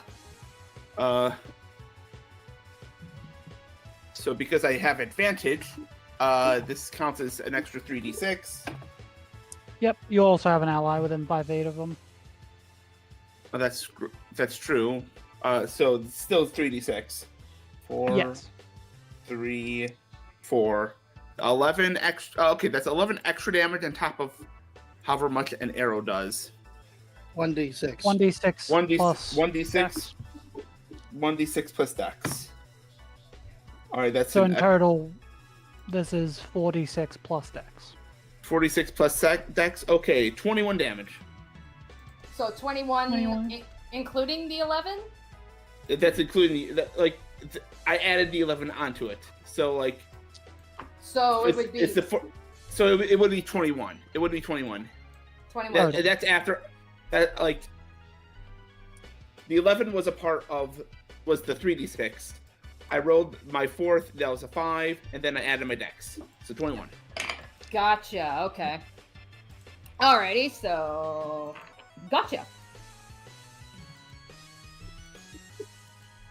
Alrighty. So, okay. I just gotta do some rollies real quick.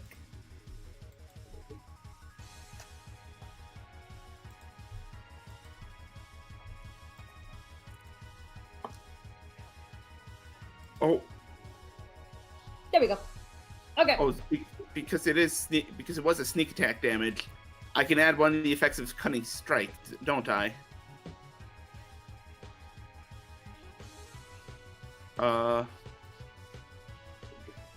Let me just see. Each effect has a dice cost, which is the number of sneak attack damage dice you must forego to add to the effect. You remove the dice. No, you need to declare you're doing that before you roll your sneak attack damage. All right. In that case, don't worry about it. As you can tell, I'm not. I need to figure out how to do more rogue things. That's okay. Okay. So we don't have to worry about that. We don't have to worry about cunning strike. All right. Okay. Anything else you can do in this turn? I used my bonus action and I cannot move. All right. So that's it for you. Yep. Alrighty, Cinco, you're up. Okay, so I'd imagine for Cinco, it's going to be in the better interest of the heist in general for him to try to maintain the fact that he is the hostage in this situation. Okay. So I think it's fair to say that he'd be prone from that, right? Oh, Yeah, from probably. from being Being thrown. thrown to the ground. Yeah. Yeah. So what I think would be most appropriate is if he uses his movement to get up and basically looking as scared for his life as possible, but since the handcuffs are fake, he can probably still do his artificery shenanigans, including injecting himself with a needle to cast false light, Ooh, false life. Okay. which I believe is a D4 plus.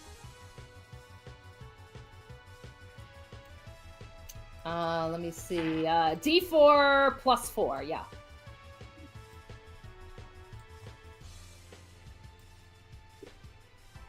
D4 plus 4, 10 to HP.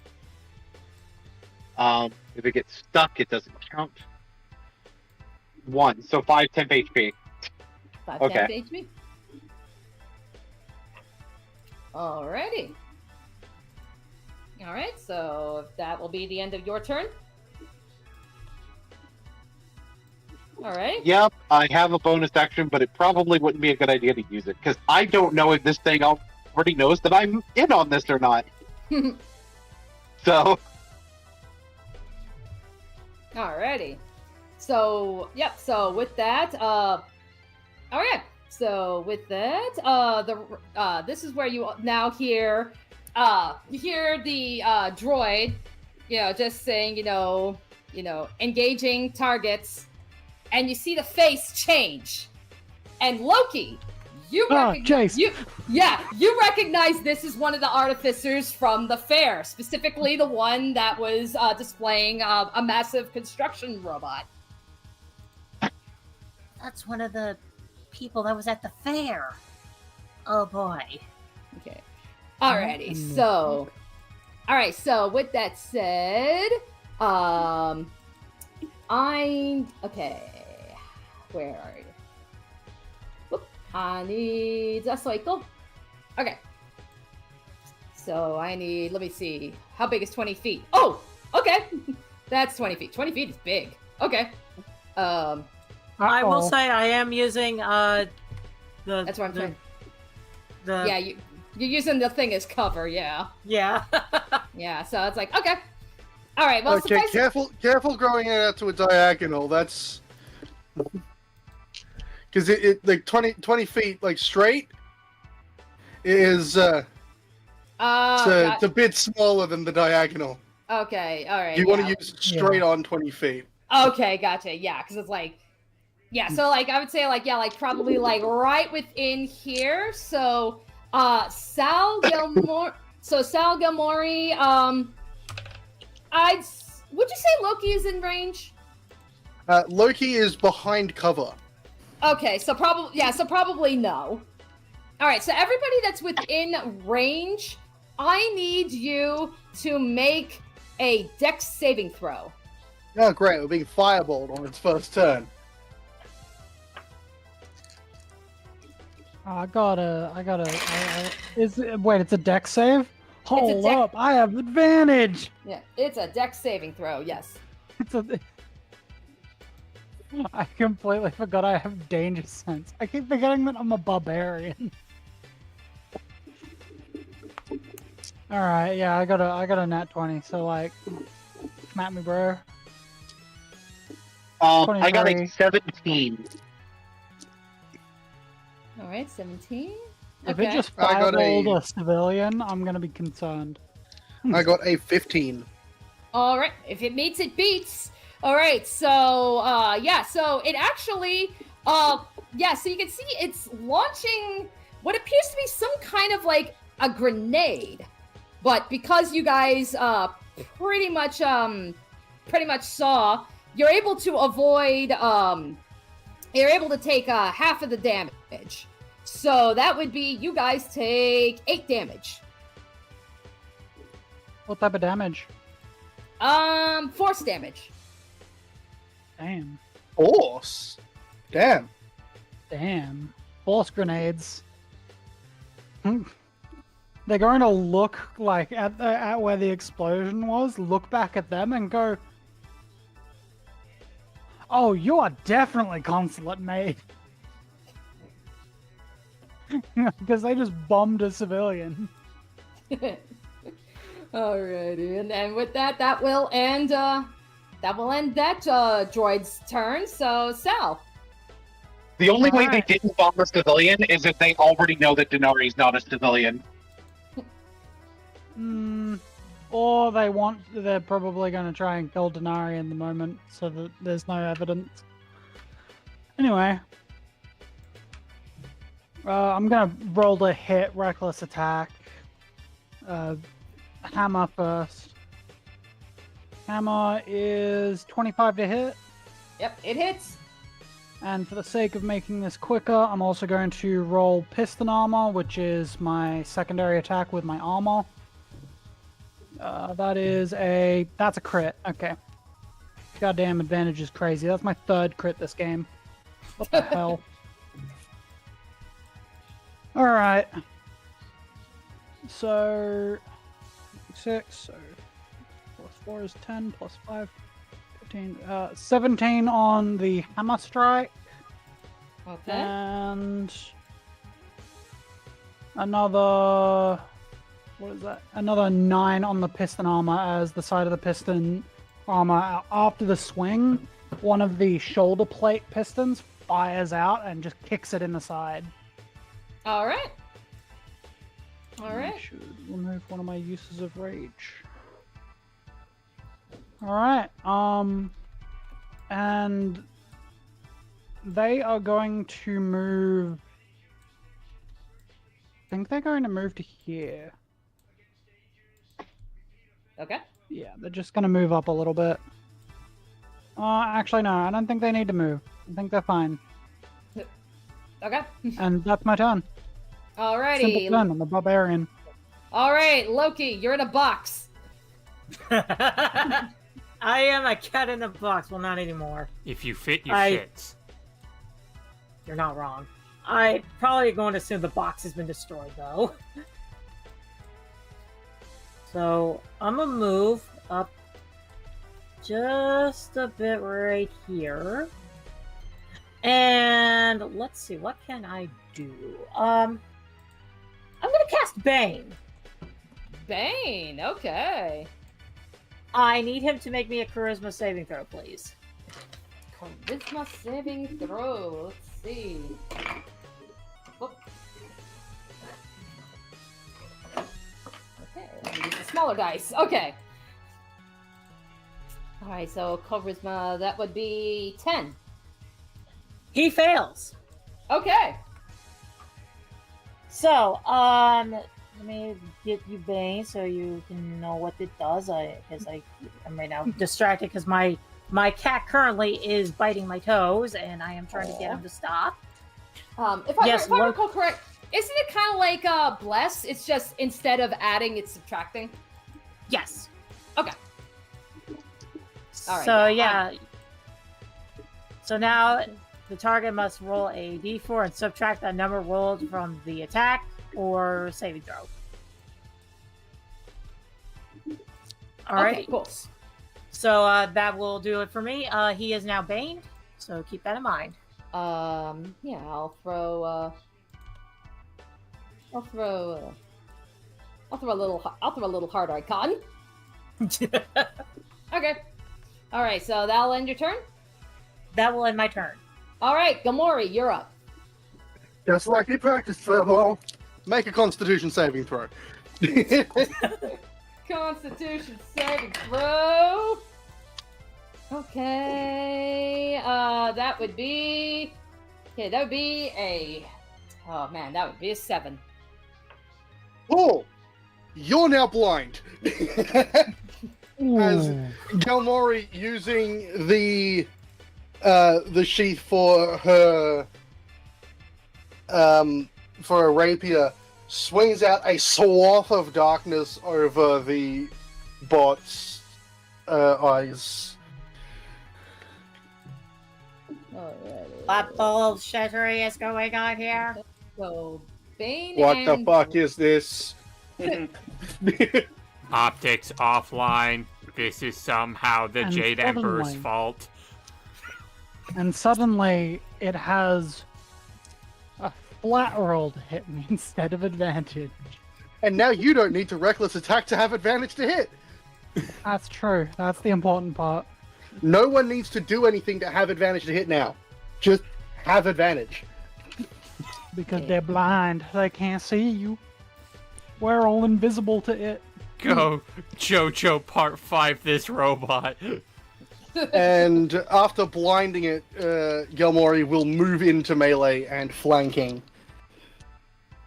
Now that it can't see where Gelmori is behind it. Okay. All right, so that'll be the end of its turn. Yeah, that's the end of Gilmore's turn. Alrighty, so yeah, so suffice it to say, the robot. Okay, so the robot is going to say, initiating repair mode, and it's going to heal itself a little bit. Let me see here. It's just essentially a freaking cure wounds. So 3d8. Okay. All right. So it's able to restore 15 of its lost health, and that will end its turn. So Murdoch, you're up again. So I could just run up to it and attack with my short sword. Yep, and you'll have advantage. Perfect.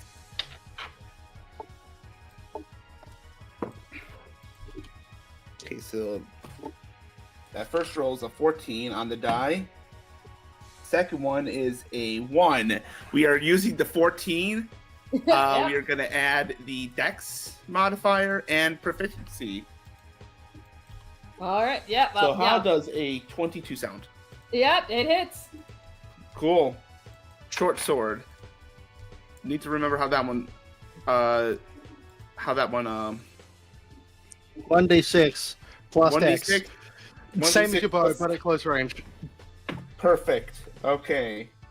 3, 5, 6, 5. That was actually really good. 10, 19, 24 damage. 24 damage. Oof.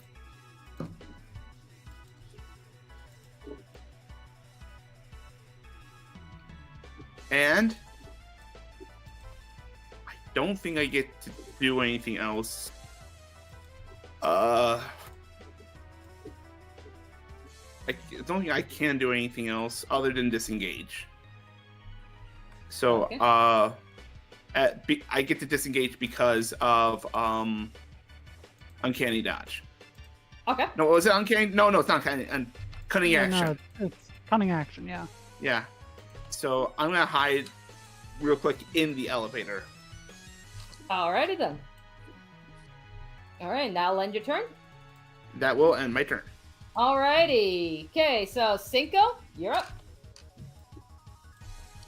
Okay, so admittedly, my action economy is not going to be 100% great on this, but that's okay. But now that he's blind, this is a good time for the civilian that he was willing to bomb to disappear. And I'm going to... And for that to happen, I'm going to turn my belt, and DM, if you could flip my token, please. Absolutely. Oh my gosh, it's a common rider. Fuck. No, it's a Gundam. Your catchphrase. What took you so long, Rakshasa? It's been too long.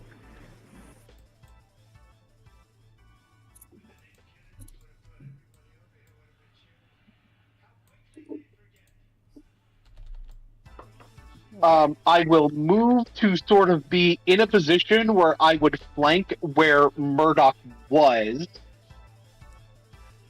So this corner here. Yes. Yep. But like you move around in like a wide L shape to make, and then start stomping from like over here so that it sounds like a different person. Exactly. So you're quiet. Or- So your movement path looks a lot like you go here quietly and then into here loudly. Yes. I'd like to And then imagine there's that on my way, I sort of like punch this wall to make it sound like I'm breaking in some fashion or whatever. Okay. I need you to move his token. Alrighty. Let's just move that there. And unfortunately, turning into Rakshasa was my action. So I Okay. can't really do anything else for real.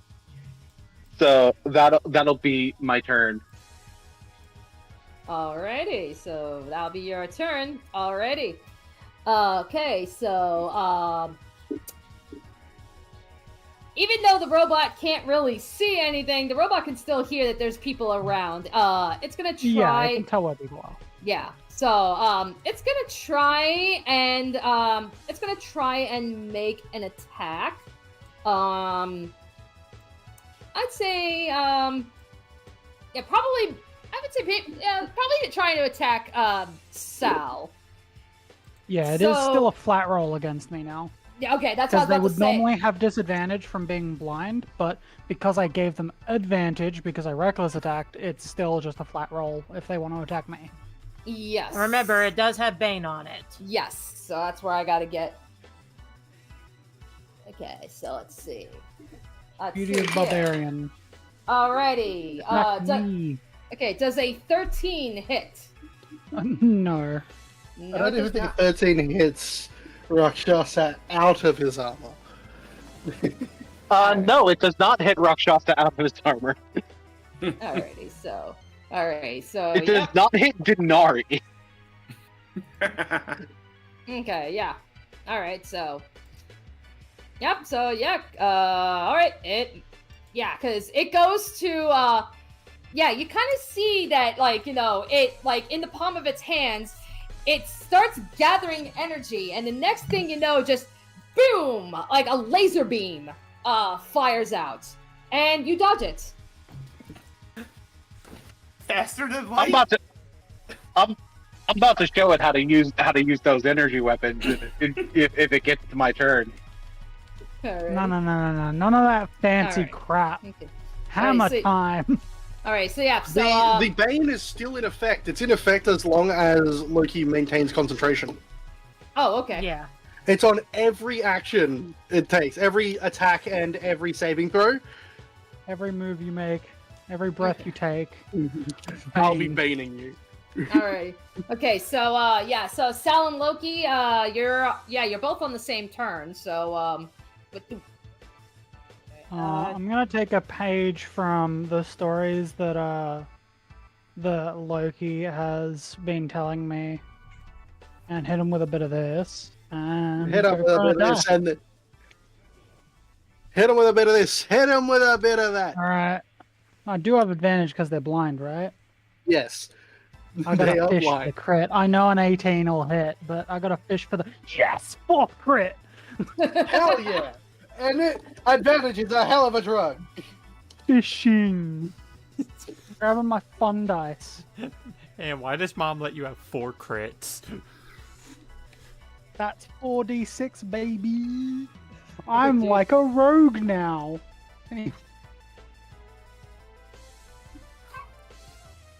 Alright. So that is... Ooh, that's high. Plus 5 is that, plus 2 is 28 damage. 28 damage. It's like, yeah, that's where it's like, yeah, yeah, just from the blindness and stuff, yeah, this thing is just taking a goddamn beating. Like, you could probably even see, like, some parts of maybe, like, joints or something where you've been hitting it. Like, you can even hear and visibly see, like, there's some short-circuiting starting to happen. Good. And she like after spinning into it with the hammer, she kind of like hangs low for a second, and then just shoulder bumps it, and one of the pistons fire. I'm gonna do the second attack because why not? Good thing I have advantage. That was a natural 1. Okay. 18. 20 something to hit. Yeah. That's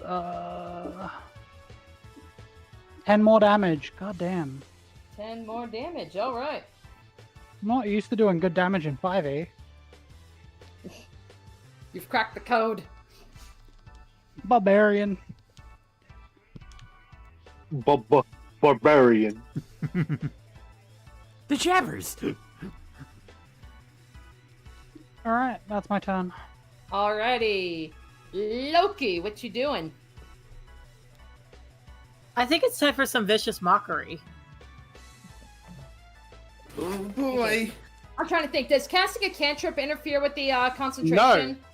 Only casting another concentration spell will interfere with concentration, other than okay. being like taking damage. Gotcha. Okay. Boy, Letter, you are right. Advantage. Well, not advantage.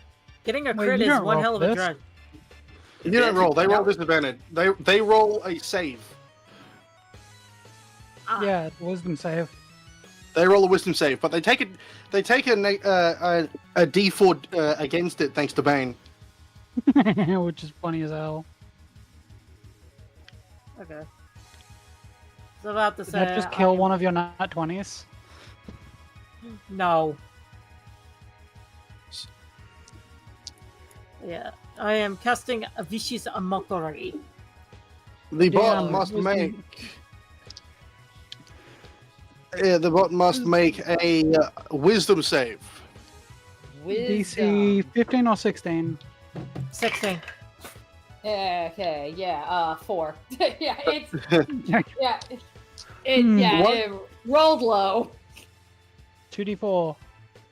Alrighty. 2d4 psychic damage.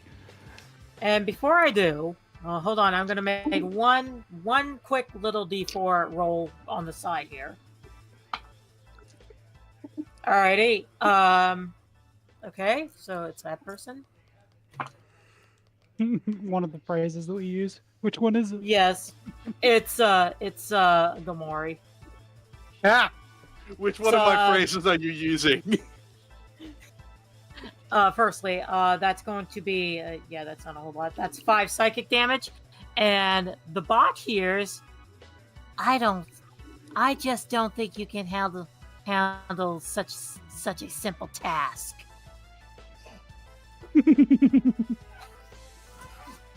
All right. Okay. And then I'm very good at writing insults, okay?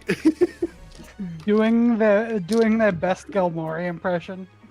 How does Gilmore react to just hearing an impression of them as an insult?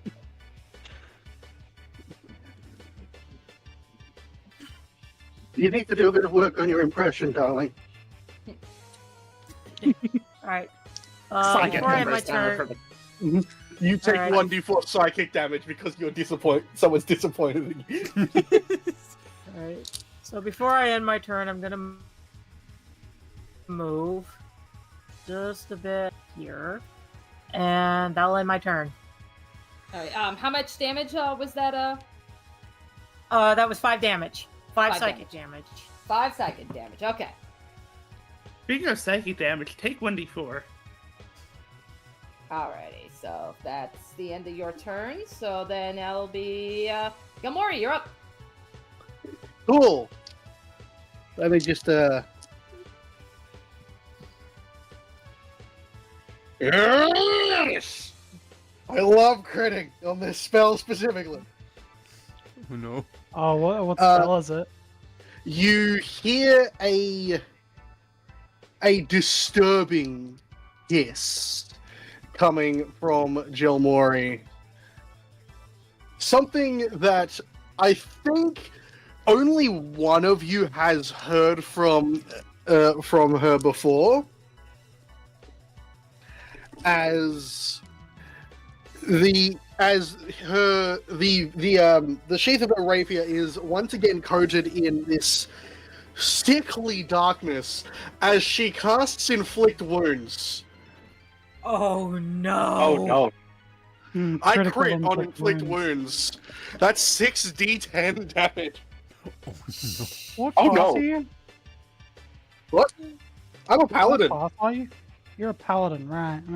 I'm an Oathbreaker paladin. This is one of my oath spells.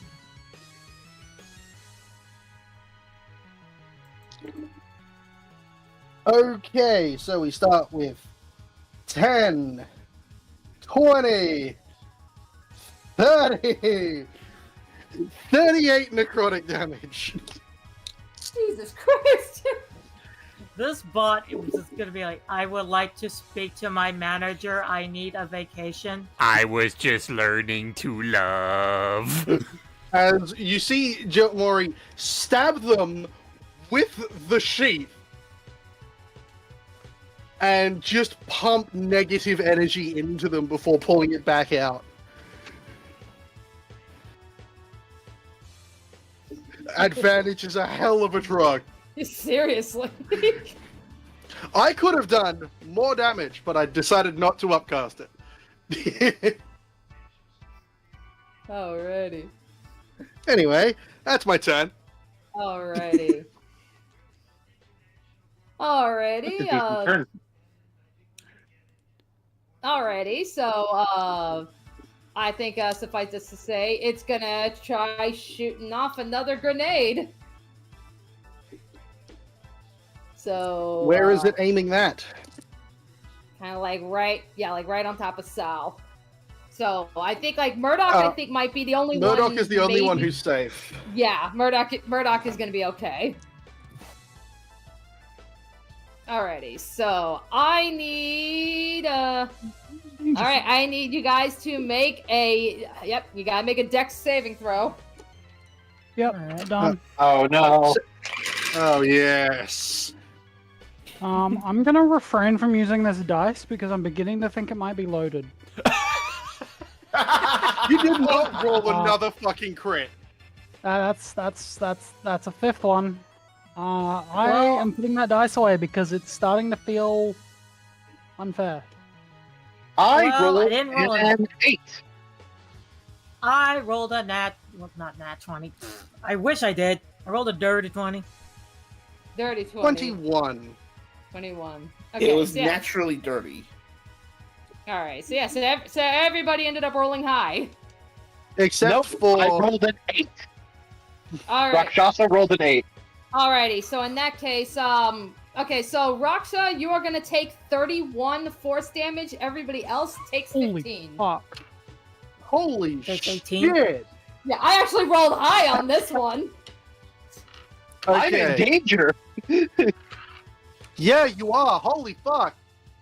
I guess I have to know. Well, I guess I know what I'm doing next turn. We have to roll concentration. By the way, Jen, the DC Yeah. is 10. It's a Constitution save. Alright. I make mine. I got a 12. You're fine. The DC is 10, or half the damage you take, whichever is higher. And it's fine. You only took 15 damage. Beginning to think I'm gonna need to use that health potion this fucking just immediately. Don't worry, guys. I got you guys next turn. Right, yeah, we have someone who actually has heals. Keep forgetting. Alright, so with that will end the droid's turn. So Murdoch, top of the round. All right. Going back in. 10 feet of movement. Go for a quick jab. I get advantage. That's really funny. First roll is a 5. That's not good. So, Oh no. advantage is a hell of a drug. Oh no. Advantage is a hell of a drug! I love blindness deafness! All I right, just so want to break on a cut. Ow. double damage or double the die? Oh, I'm trying to think. I think we've been doing what, double die? Yeah, we've been Yeah, doing double alright. dice. I was rolling double dice. Okay. Four. So was I. Alright, So that's double die. 8d6.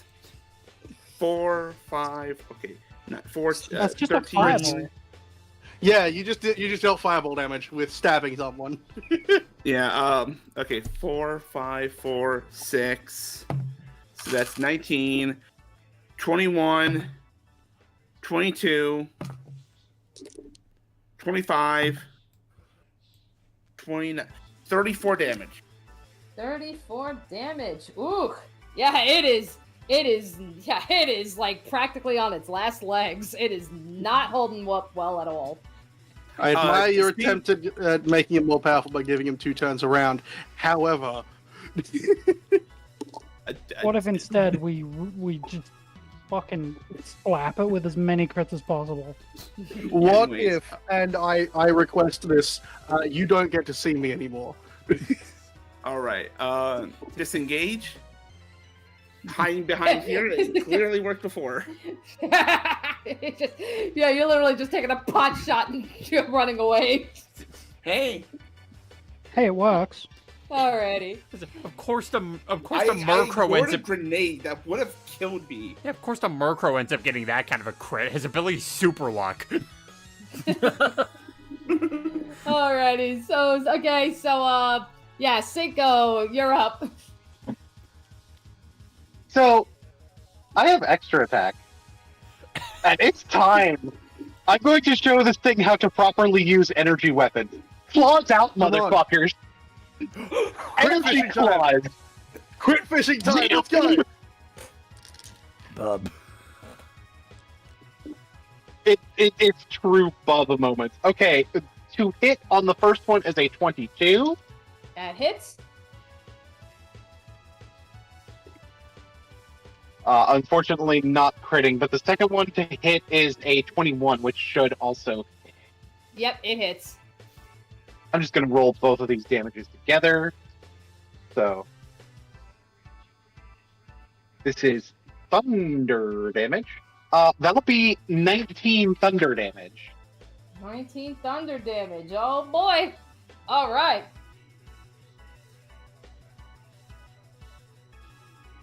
All right. So it's like, yeah, like you can see, like the robot, like you can see, like its legs are almost like they're starting to kind of shutting down. So it's like it's falling to its knees, but it's not out of the fight yet.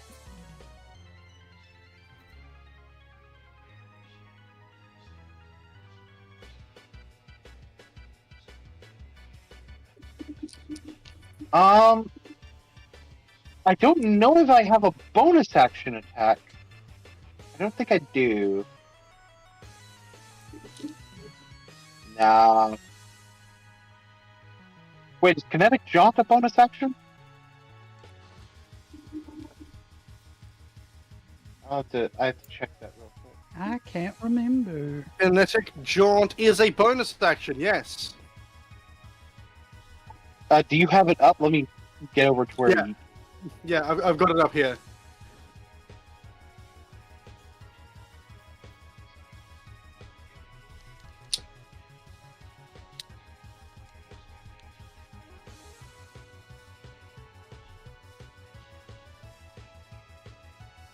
Okay, unfortunately that doesn't do anything that helps me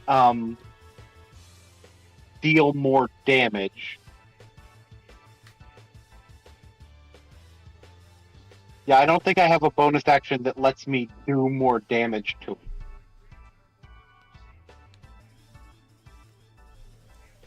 Okay. So I think that'll just be my turn. I also look like I'm about to shut down. Alrighty. All right, you guys, I got you next turn. Alrighty. Alrighty, so with that said, hang on. The robot, it'll go back to Jace mode here. And once again, I need everybody within anybody within like the 20 radius, so just like before. I need you guys now to roll me Constitution saving throw. Ooh, concept. Is it immune to its own abilities? Yeah, for this one, yeah. I got a 24. I got a 19. Constitution save, I got a 22. All right. 17. Alrighty, so yeah, like it does launch it launches another grenade, a different kind though. Fortunately, like when it lands, it kind of like cracks open into like some type of like a powdery mist or something. But fortunately, you guys are able to shake off its effects. Because otherwise, that would have put you to sleep. Oh, Motherfucker. Danger. And that will end its turn. Sal, can I go first?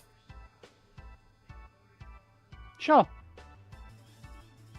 So, Loki starts chanting as green light goes over. How many targets am I allowed? I am casting Mass Healing Word. Healing word, okay. So yeah, alrighty, up to 6 creatures. Okay, so Loki will start casting Mass Healing Word on himself, on Sal, on Cinco, and on Gilmori. So let us roll quite a number of d4s here. Okay. Oh my god. Oh my god! Very Oh my god. shit.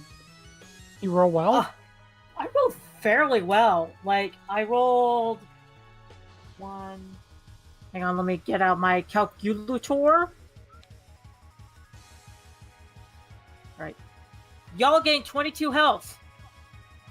That's a ball of mass healing word. What the hell?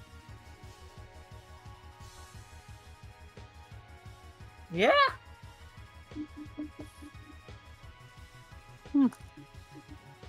Gundam Rakshasa is not going down anytime soon.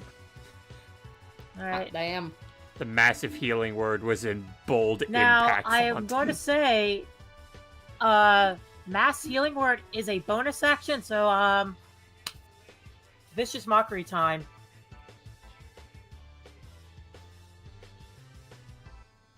So, I need that Wisdom saving throw, please. Alright, wisdom shaving through. Oh, dirty one. I a rolled dirty one? because Bane's still in effect, right? Yes. I rolled a 4 and the Bane with the 3. It's a dirty Holy one. shit. It's a dirty one. Does it have a 0? Does it only have a +0 to wisdom? Is it like 10 wisdom? Oh, it's technically a 12 wisdom, so +1. Okay, so Okay, so 2. so 2. I still think that fails. Maybe it's just me. I don't know. It might succeed. We need to confer with the bard. Does that work? This statement is false. Alrighty, so that's gonna be 6 damage, 6 psychic damage, and Okay. and it hears look at this one, belt out of brass, runs on hot air.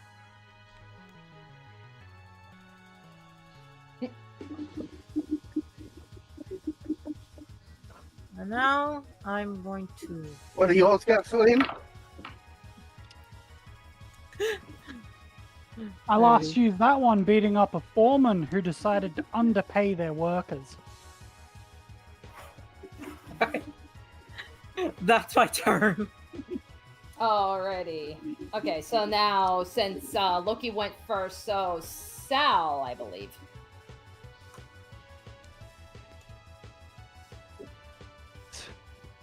Do. Please tell me it's I hammer guess time. it's Can Sal Last get one. more?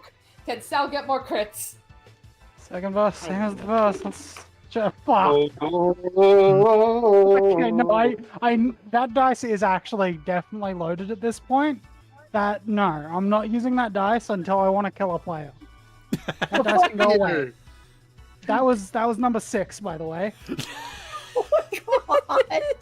Not I using that don't dice actually to want kill to a count player.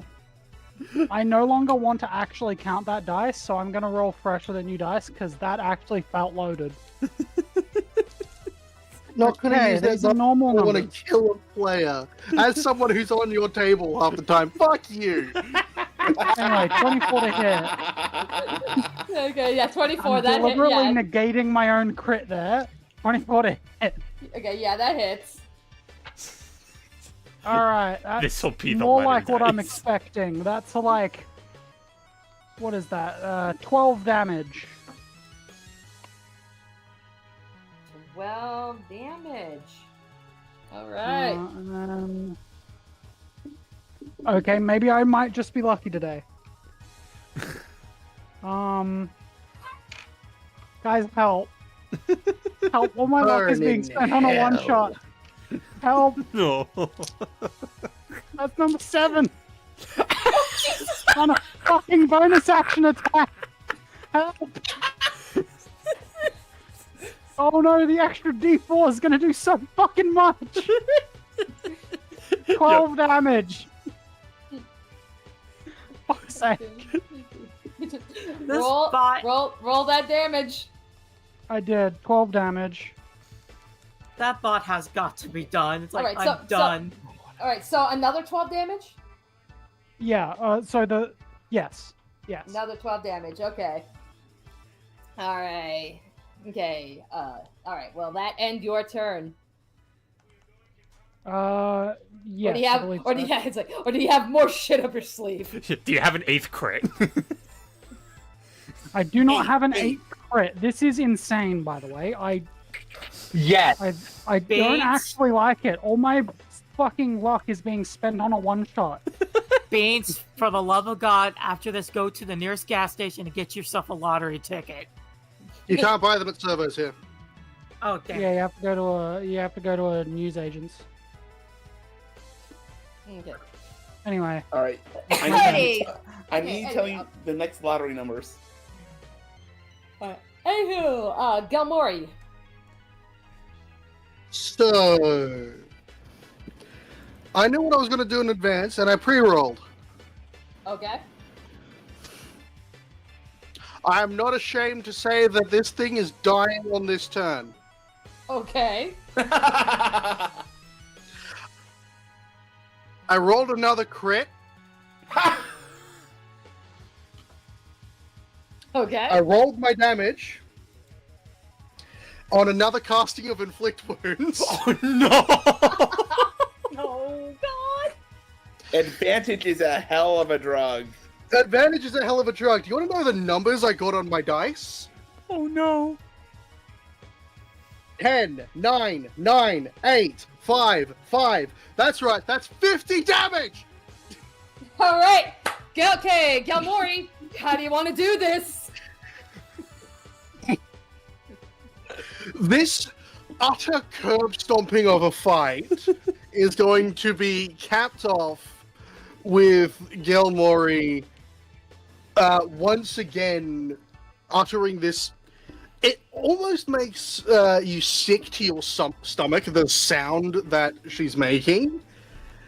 But instead of just using the sheath this time, she sheathes her rapier. This is I'm ending it now sort of thing. She sheathes the rapier and just sort of taps it on the head, sending the energy careening down through its body and shutting the machine off. Alrighty, and then yeah, it's the machine the droid be dead. That droid was a pinball.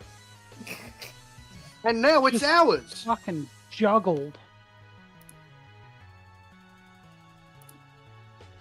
That was brutal. Think you can carry that one, Gasoline?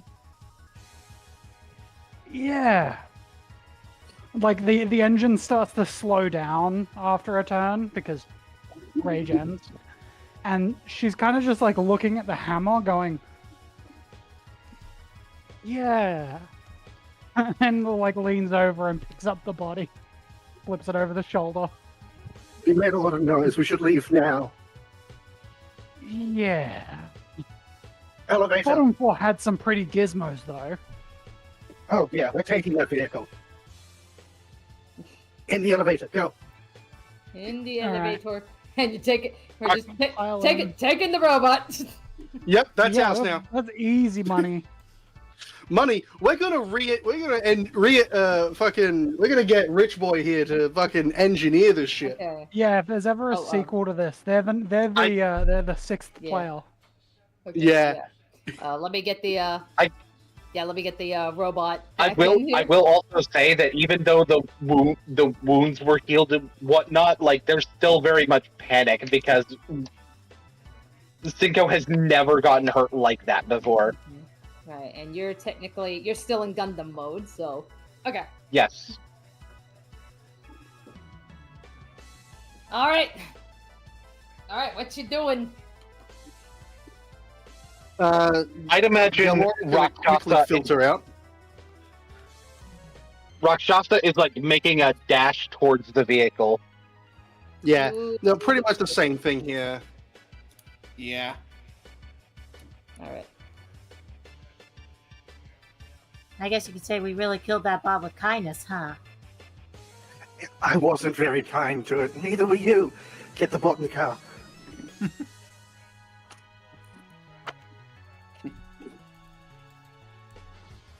Alrighty, so we'll just have like I'll just put the bot there.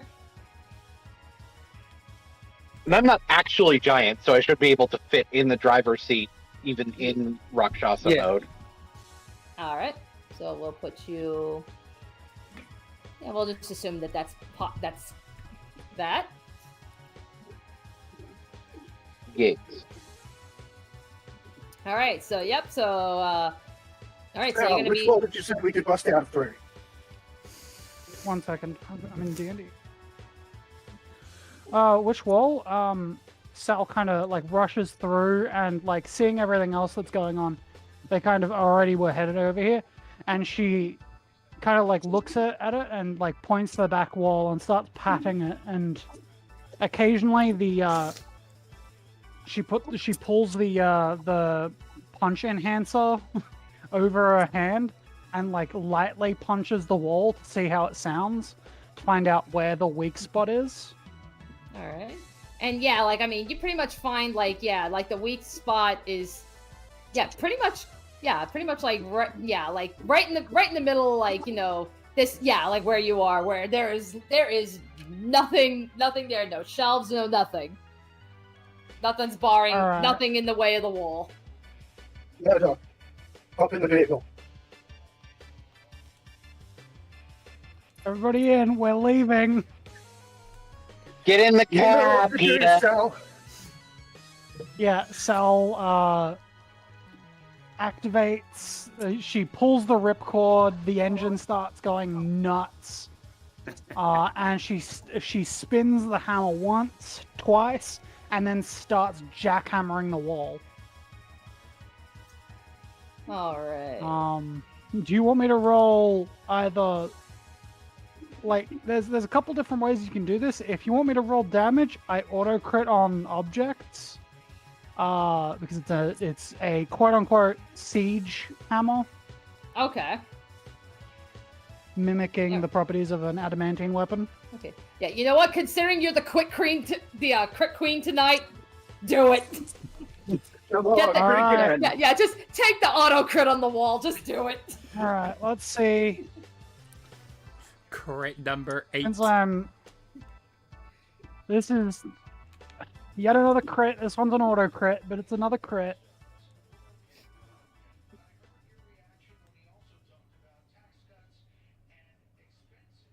Hey, Robbie, can you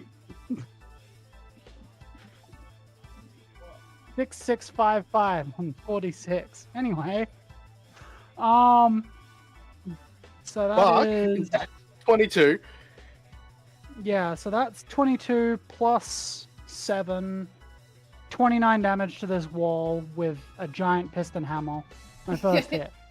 Yeah, It may it's, take more than one hit, but yeah. It's like I mean, you're already starting to put like make a big dent. Probably get like a small puncture in there, but yeah, Can I the do wall something? kind of caves a little bit. Round 2 and another one. Hey, can Another one. I do something to give her a little boost? Sure. Yeah. Take a bardic inspiration.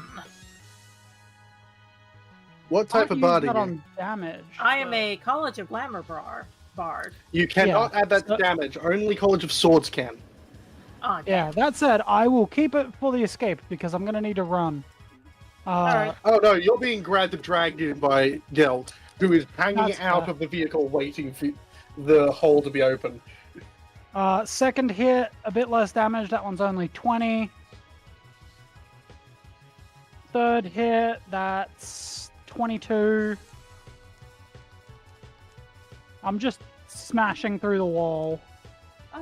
And every turn, as she goes to like pull back, one of the pistons on her sides fires out and kicks the wall. And then slam again, pull back, All right. slam again. Yeah. Yeah. She so takes a couple turns, but it's a lot quicker than anything else. So as you're so when in time you do manage to puncture a hole big enough that that this vehicle could get through. And then I look back, Galmore grabs me, and I whip into the vehicle. Get us out of And here, we- man. And yep, All right. starting the Then- motorcycle vehicle thing, whatever. Yeah. And literally, as you're starting the vehicle, that's where you see, you see kind of like busting in. Yeah, you see the 2 guards that were by the door, as well as the 5 artificers. What, no Dovin to say fuck you too? Damn. Yeah, so they come in and they immediately see, that you guys are, you're in the vehicle and there's a giant hole in the wall. All right, so That's for the toys! all right, so Denari, what are you gonna? Window. All right, what you gonna do? Floor it. Drive the fuck off before they realize that Denari's not in the car. Alrighty, turn the key, probably play around very quickly, and probably takes a couple little starts, but it eventually does roar to life, and then right as they come in, you just take this vehicle and you just drive through the hole. And then we find an omen path. Yeah, well, that's What's this place? What's this school? They call it Strixhaven? Yeah, that's you're in this vehicle. Where do you want to go? Anywhere but it's- here. Anywhere but here. Also, it's stolen tech. We need to get underground as quickly as possible. Hey, you guys remember that white thing I pointed out to you the other day when we took a walk? That might be a good idea. All right. Troy's there. Troy's there, Tin Man. Get your own nickname for him. He will go towards what they're talking about. Alrighty. And then so I guess where exactly would that be? It is the omen path. Oh So yeah, it's probably in an alleyway somewhere. Okay, so you're just driving through. You're probably plowing, people are jumping to get out of the way and shit, and you just make your way towards an omen path. I would imagine that Rakshasa is making an effort to not hit people. Oh, obviously.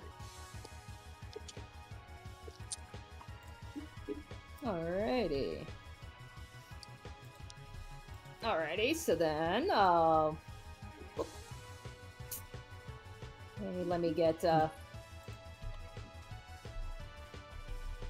on a tick. I gotta get music real quick.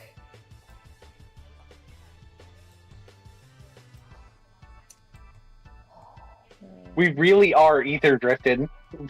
We really are. Yeah. That's probably what started this. That's probably what started the Now How this I is feel ether drifting. Okay, so I'm gonna request that you don't say that again. Okay. Yeah, that's like, hang on. I'm pulling up the queue. Oh, good. All right. So yeah, as you guys, you guys drive through this omen path, and then next thing you know, you kind of open up. I gotta get these tokens out of here, but yeah, you kind of Holy shit! you wind up. Yeah, you kind of wind up on this. You kind of wind up on this strange platform. Oh God, this.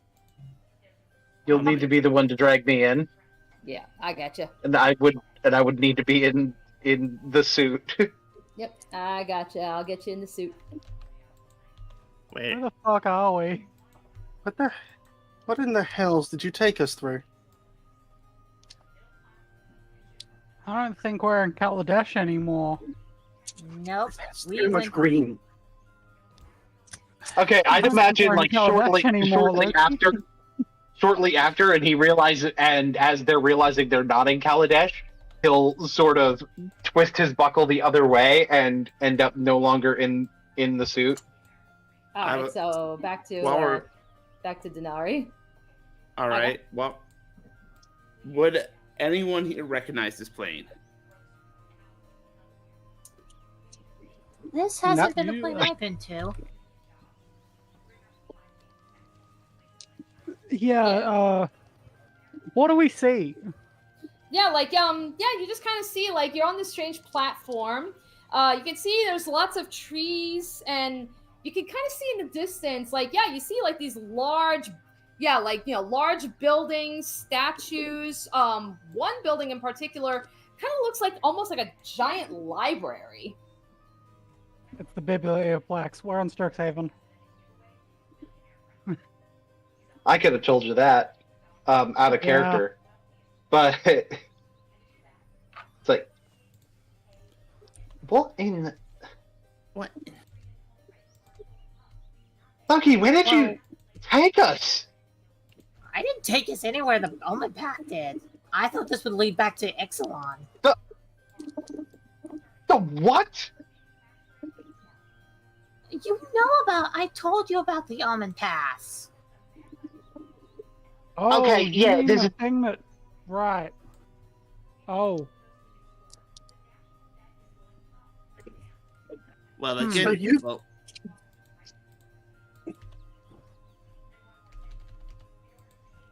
listen, we are all, at the very least, safe for now. What we had is not in their hands anymore, and it'll take them some time to find us. With any luck. We need to get all this stuff back to the renegades, though. Is the Omen Path still there? Omen Path will be there.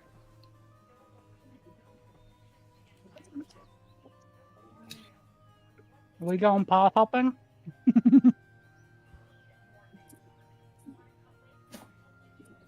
Yeah, I mean that's up to you Is guys. that the Okay, end okay. of the end of the one shot? Is us just deciding to Yeah, go you- Omen path hopping until we find our home?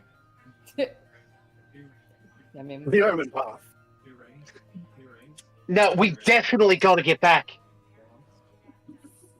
Oh my god, I Yeah, just oh. thought of how it might happen. How it might happen. What? I don't know what it is, so maybe The, it's a spoiler. Can I be panicked enough where it happens? you know what? Sure, why not? We keep going through. I Yeah, think it just- starts to set in So- when we keep going through Omen paths over and over again, and we're not getting back to Kaladesh.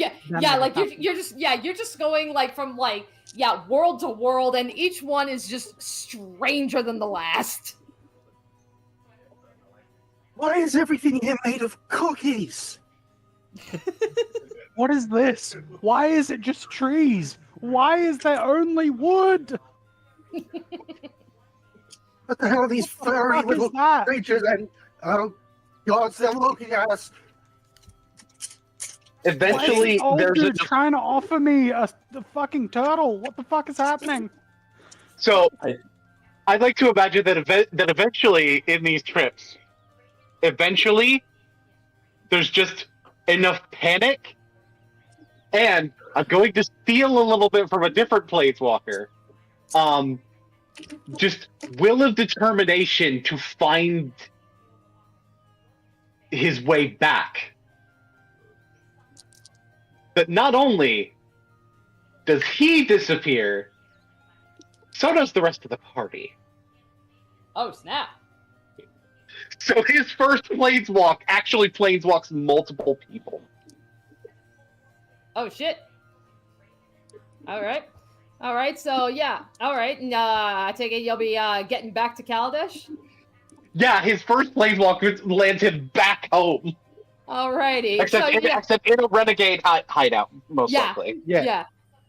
Yep. So like that. Wait, I really like the idea that the entire bike lands on this table and just destroys the fucking table. Yeah. just on the table, just. No, he uses like the bike as a conduit to planeswalk. Oh my god. I'm going to tell you this now. You are no longer Gundam, you are Tron. That's true.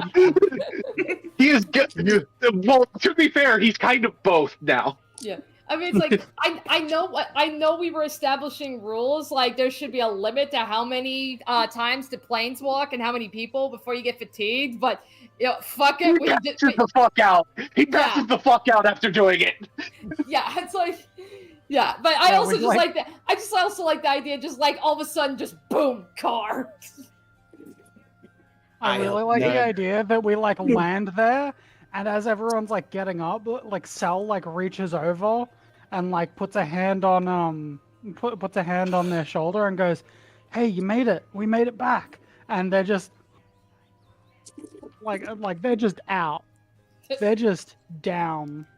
Snoring. And they're like, yeah, I guess I'd get him into the brain bed.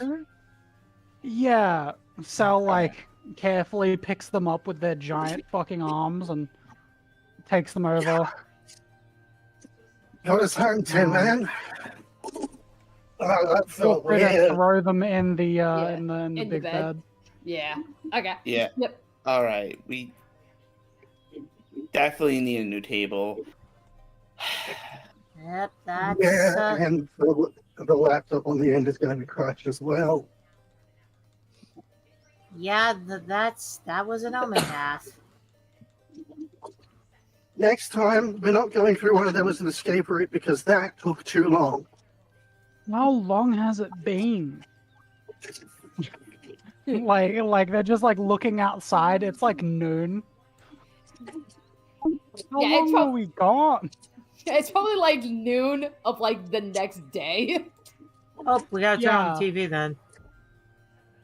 Oh yeah, let's see if we're on the news. Oh, we're absolutely on the news. Come on. Murdoch stole the best seat. Alright, and then it's like pretty We much just perched in it.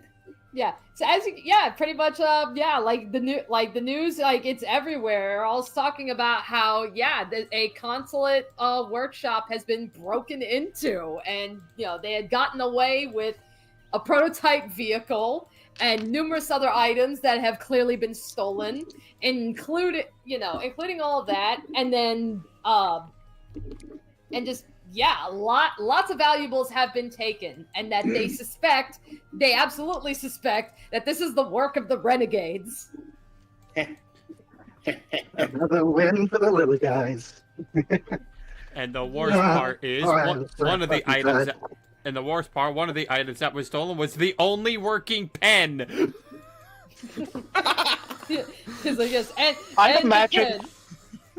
I'd imagine like several hours later,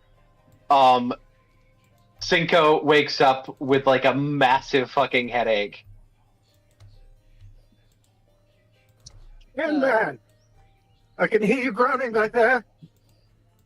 Yeah, you're just kind of probably like, a little shaky, probably kind of like wobbling a little bit.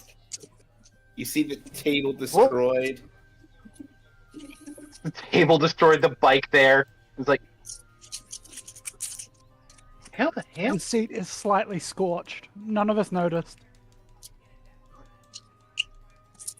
You got us home, Tin Man. Somehow. Yeah, somehow. Come on, sit down. I got some more bread from home. I got coffee. He goes to sit down.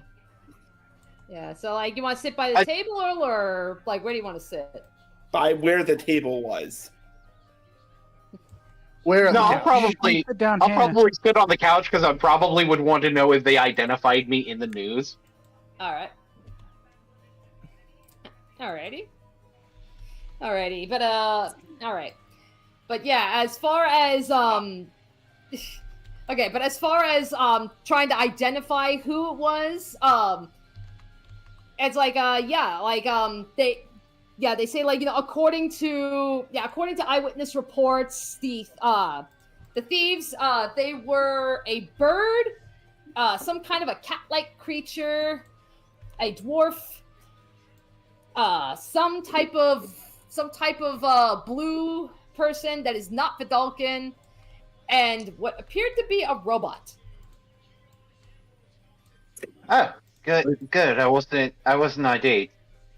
And if I show up half fucking conscious, then could presumably have been kidnapped and escaped.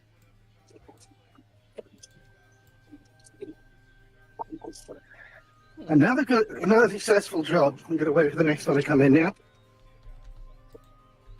He looks over at the bike again. It's like, I still don't know how I did that, though. Wait. Would Murdoch perhaps know? Probably Loki knows. DM? I guess make history checks. All right, I'll make a history check. See if you got, because I mean, Omen Path Travelers. That's a natural 20. Okay, yeah, because Omen Path Travelers are different from Planeswalkers, so that's where it's like, yeah, maybe just do it a history check. All right, a natural 20 for a total of 23. Oh yeah. So yeah, you're definitely familiar with the concept of planeswalking. Yeah, I got a 22. Yeah, all so right. 24. Yeah, so all right. you guys have at least heard of them, All right. That might have been planeswalking. I believe my old master knew what was a planeswalker. They could just hop from plane to plane. Doing too much or taking too many people would wear them out. But looks over at where the table was and where our new little bike is. I'd say what you did was that. Could actually come in handy in later heists. Probably could even recruit some. He thought for a moment, thinks for a moment, looks at it. It's like, I was moving along those omen paths for a bit, and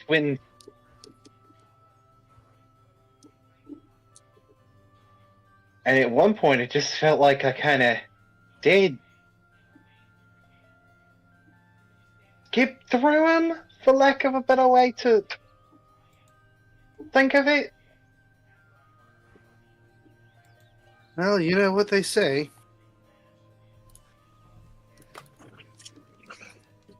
There's no place like home. Yeah. Hey, if you're ever wanting to go visit my place, Ixalan is really pretty.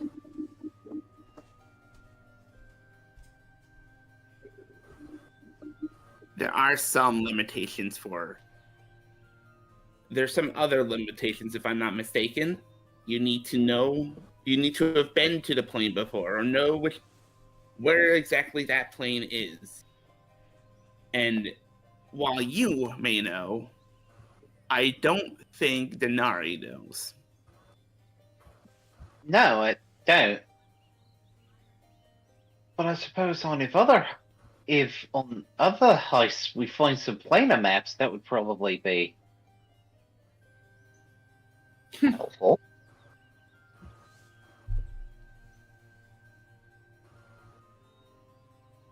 You know, I think we all deserve a nice, good feast. I'm gonna go get us some grub. Go visit the I Meowscula chef. I should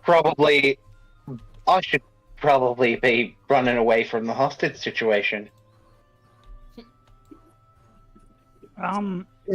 If you need it, before you go, they pull a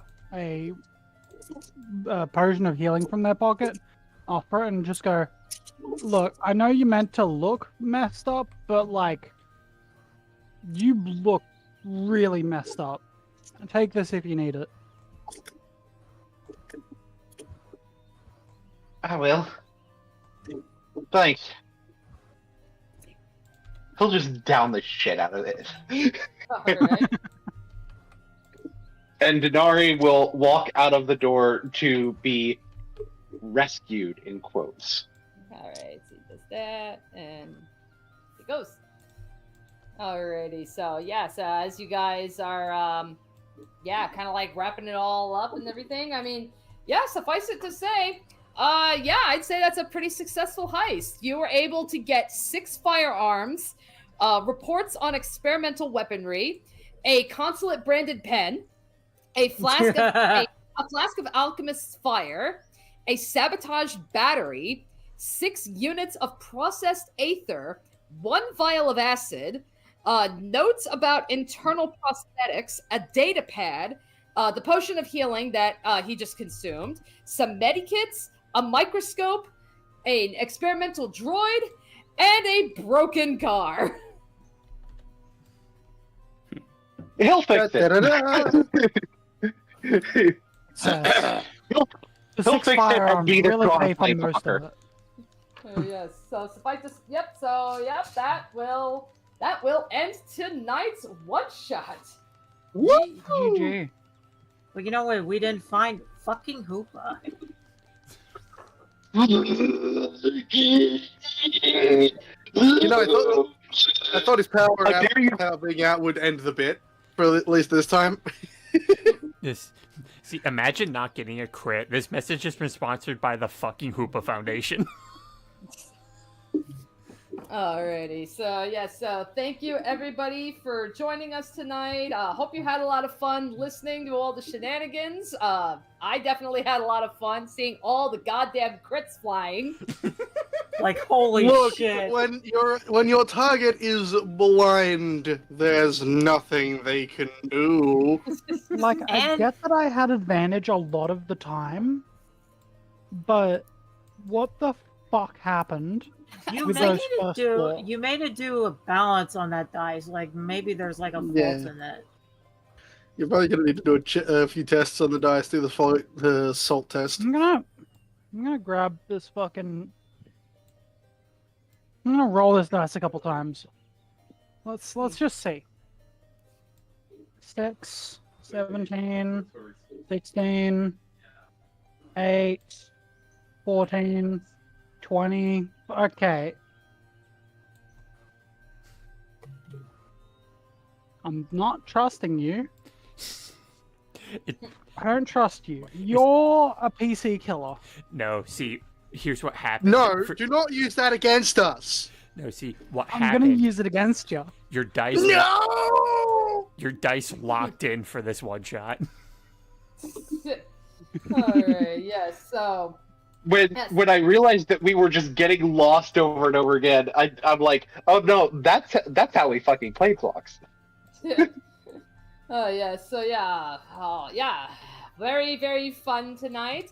So, just as a reminder, from when we first started this stream, so 2 weeks from now, on March 18th, we will not be starting year 2 of Strixhaven.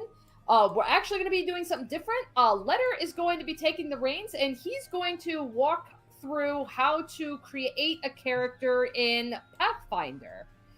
So that's going to be 2 weeks from now. So then we'll technically be starting and coming back to Strixhaven on April 1st. And no, that will not be an April Fool's joke. Yeah, no. We may have April Fool's jokes in it, but yeah, no, this it'll thing be otherwise a serious session. Yeah, no, this thing is fucking happening. Yeah. Listen, Okay, there's and only one April Fool's joke we need. His name is Hoopa. All right, good night, everybody. Yes, good night.